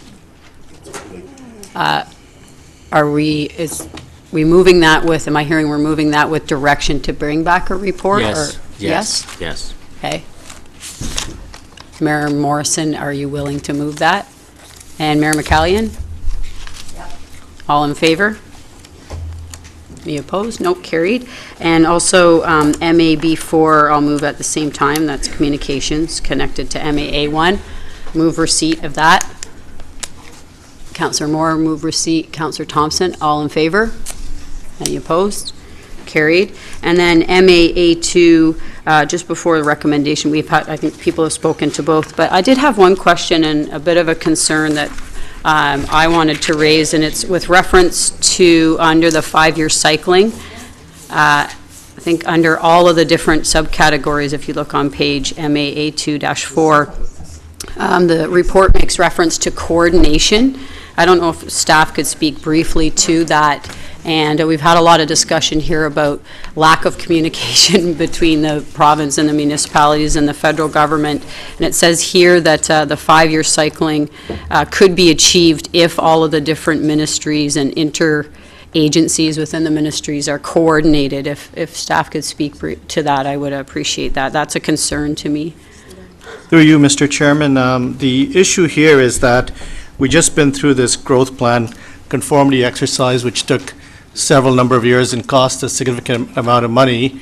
And now we have amendment number 2 to the growth plan, which brings additional population employment. And then in 2015 or so, the province will be updating the growth plan once again. Then there's a Greenbelt plan, and that's going to go through a review. The Oak Ridges Marine Conservation Plan will also be going through a review.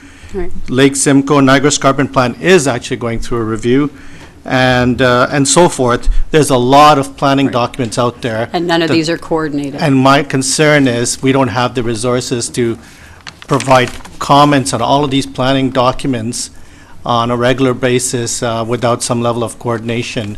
What it does, it takes the planners away from the work they really should be doing for the municipality.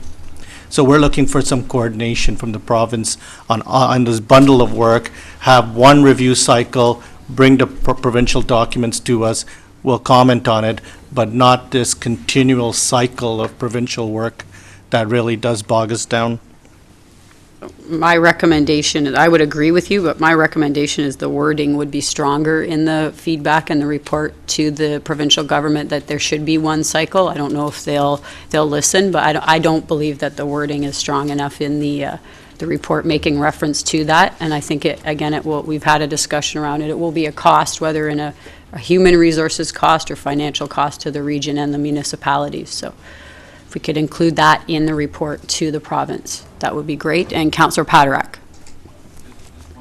One thing, before we embark on all of these reviews, we should be insisting that the province, the first order of business is to harmonize the terminology within all of these plans, so that when we talk about urban development, where it means the same thing in the Oak Ridges Moraine Plan and the Niagara Escarpment Plan and the Greenbelt Plan. It's not a different thing, so that we can read these documents and not have to refer to the title page to understand what you're talking about. The words should mean the same no matter what plan you're in. And that is some housekeeping that they could do in the next year or two as a starting point. Because right now, it's chaotic. Thank you. So the recommendation is approval of the response with direction to include the comments that Councillor Paderak and others have made in the response to the province. And can I have a mover? Counselor Thompson and Counselor Foley, all in favor? Any opposed? Carried. And also, communications connected to MAA2 is MAB1. It's move receipt. Counselor Mahoney and Counselor Yanika. Receipt and referral, all in favor? Any opposed? Carried. And on to communications, so we've moved MAB1. MAB2, providing and ordering council, reappointing Counselor Paderak as a part-time member. Congratulations. Move receipt by Counselor McFadden and Mayor McCallion. All in favor? Any opposed? Carried. MAB3 is a referral. Did you move all of them? Happy to second them. Oh, okay. I apologize. I did want to leave out MAB6, so we'll move because it's direction. So MAB3 through MAB5. My Counselor Mahoney and sorry. Yes. So we'll leave. You want to speak to 5? Yes. So we'll move. Counselor Mahoney and Counselor Yanika will move MAB3, MAB4, receipt and referral. All in favor? Any opposed? Carried. MAB5, Counselor Sanderson. They're going to put a resolution up? It was there. Yeah. It was there. It's back now. I believe Councillor Moore is going to second it. Do you want to speak to it? Or I just wanted to raise this because at the last meeting during budget, we got spanked by Mr. Denny from the Conservation Authority. We took that information back to our staff, and this here is a result of what we took back. So we just want to make sure that it's on record that we are working with the Conservation Authority, and the chair has offered to help out with this as well, to see it through to a resolution. Okay. Counselor Moore, you're seconding that? Okay. All in favor? Any opposed? Carried. Thank you. Thank you. Then item MAB6 is a letter from Adele Freeman with regards to appointments to the Humber Watershed Alliance and the Etobicoke-Mimico Watershed Coalitions for 2013 to 2015. And we have a motion. I'd move Patty Foley for the Humber and Alan Thompson for the Etobicoke. So the mover is Chair Cole and seconded by Councillor Mullen. All in favor? Any opposed? Carried. I'm not asking if you want to do it. MAB7 is an added item. It's a letter from the Ministry of Municipal Affairs and Housing. It's for receipt. Moved by Councillor Dale, seconded by Councillor Crombie. All in favor? Any opposed? Carried. Thank you, and back to you, Mr. Chair. Bylaws, we have none at this point in time. Under other business is yes, and I'll let our clerk speak to other business here. As per our new procedure bylaw, if clerks receives a request to delegate, and that request is not related to an item already on the agenda, in order to try to manage delegations, we're going to be listing that request under other business, and council will have the opportunity to review whether they wish to hear that delegation at the next meeting, hear that delegation at a future meeting, deny the request to hear the delegate, approve that or refer the delegation to an area municipality. So under the, this is the first time that we've done this, so I thought I'd just bring that to your attention. And so that request and under other businesses for a delegation. So I'm looking for direction. Oh, Councillor Mullen. Sorry. Yes, thank you. I think that is a step in the right direction. However, I think all of us would agree that today was very productive in terms of we actually had staff presentations and had a good discussion. So I think that we actually did that before noon. So I think that was very refreshing, and I think it's something that we need to be very aware of, that we have regional business that we need to conduct. So I indicated before Christmas, I still believe that the deputations need to be managed, that we should at least be able to start regional business by 10:30. If we go beyond that, then you're not dealing with regional business like we have many times until after 1 o'clock or afternoon. So I don't know how we get around that, but I think it has to be managed. I know that in some municipalities, certainly at the City of Mississauga, the deputations should relate or do relate to what is on the agenda. So I think it's a step in the right direction, but I think that we have to sort of manage the time frame, because we could be in the same situation that we've been in before, where we don't get to regional business till after 12 o'clock. Okay. Still need direction. Yeah, I'm presuming that, I'm just presuming, I haven't seen seen The request is the request. The request is- Oh, was it in there? Yep. Oh, I did, maybe I did read, because I thought it was looking for money. Am I right or It's the not? soccer center. It is the soccer group, I know that. So why don't we try them at the end of the agenda, just of an agenda that we think that we can manage well and we can be through before the 3:30 meeting, and do that for a trial run, just to deal with that. And if it is, as to say, I'm only presuming that's what they're after, but I don't really know. To a future meeting to be set by clerks? Yeah. And near the end, at the end of the agenda, like so down. That would be a delegation. It would be a delegation. The clerks chooses in the future? Okay. That agendas might? Well, if you take this morning, we had really had one delegation, which was in regard to a presentation that was thought was very important, and the only other issue that we dealt with was really the Malton situation, and it took over that half hour to get to that. Councillor Yanika, Councillor Yanika? Welcome the comments, and I appreciate what Councillor Mullen has said, and I agree entirely. Just, and I'm not necessarily speaking to this delegation, but I would hope, because I think we all do and the staff do, have a very good understanding of what is and is not regional business. So to come back to this example, if it's a group that wants to talk about soccer and funding, they shouldn't be at the Region of Peel. Well, that was... So I would hope someone, and maybe this is a question I'm asking, doesn't the clerk and/or the CAO and/or you have the right to say, it is not regional business, period, thank you very much, move on. Now, I don't want to presuppose what these people are on to about, but we want to build more pitches, go talk to the local municipalities. But I think we have to be firm in what is clear. And it seems to me over the years, many of them are clear. They have no municipal or even regional business. And I think we have to be firm in saying, what exactly are you asking the regional? We want funding for, they can't give you that, so let's not waste your time or ours. So I think some of them are a pretty clear line, and I think we have to be firm on that line, further to Councillor Mullen's point. Thank you. Janet? Thank you. Through the chair, I have a little bit of a briefing note on this organization, Street Soccer Canada, in anticipation of the discussion.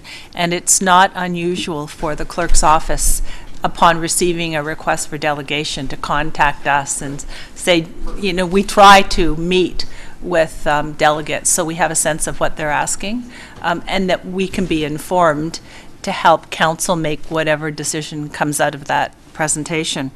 I can tell you a little bit about the organization. They run grassroots soccer programs across Canada in connection with marginalized shelter users and the homeless, or people who live on the fringes of society, using the positive power of sport. They have received homelessness prevention homelessness funding through the Homelessness Partnering Strategy, which is federal dollars. So those are dollars, council will recall, that come from the federal government, but that are the subject of a community planning process, and the community actually makes recommendations to council on how allocations will occur. This group got $38,000 of federal money through the period January through 2012 to March 31st, 2014. So they have money that has to last them over that period. Without going into a lot of detail, they do have programming in Mississauga and Brampton. They've done some work with the Acorn community, and they do they run soccer programs out of Brampton. They also have, in partnership with the Salvation Army, a social purpose enterprise doing laundry. So they have received some of our contracts, laundry contracts through the shelter, which is managed through the providers. In this case, the Salvation Army operates our shelters for us. So there's a connection. I don't believe there's a request behind this, and the form says it's a good news story. So I'm not, but sometimes they say there's no request, and we see requests, so I'm not sure if that helps.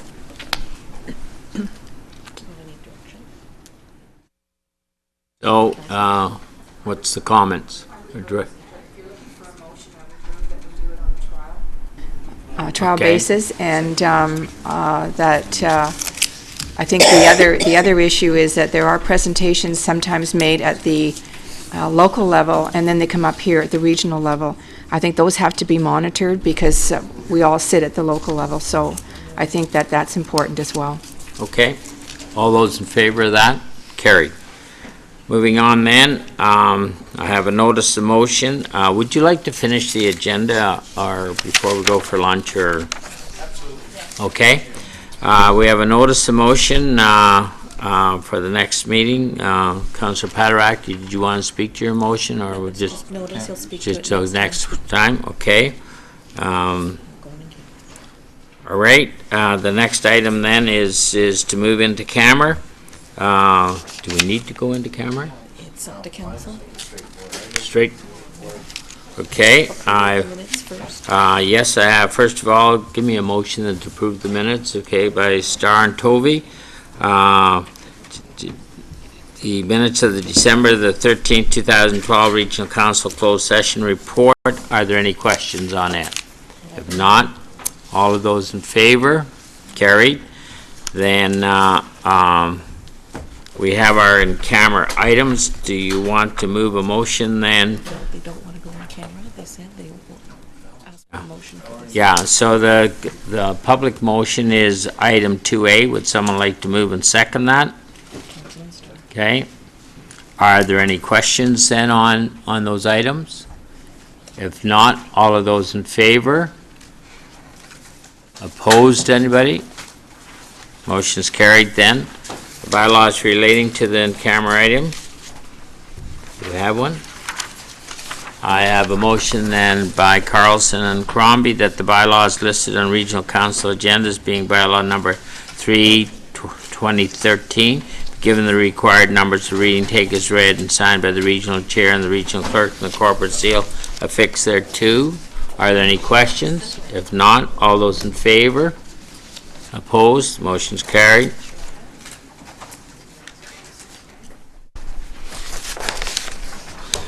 Okay, the confirming bylaw then next. I have a motion then by Dale and Foley that the bylaw 14, 2013 to confirm the proceeding of Regional Council, its meeting held January the 10th, 2013, authorize the execution of the documents in accordance with the regional bylaw relating thereto, given the required numbers of reading, take as read, signed by the regional chair and the regional clerk, corporate seal fixed thereto.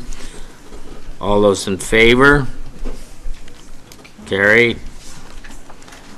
I have a motion then by Unica and McFadden that the January 10th, 2013 Regional Council meeting be adjourned. All those in favor?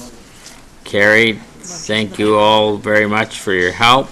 I believe lunch is in the back. Make that announcement regarding former Councillor Diane Suter's. Oh, yes, and I did look after that.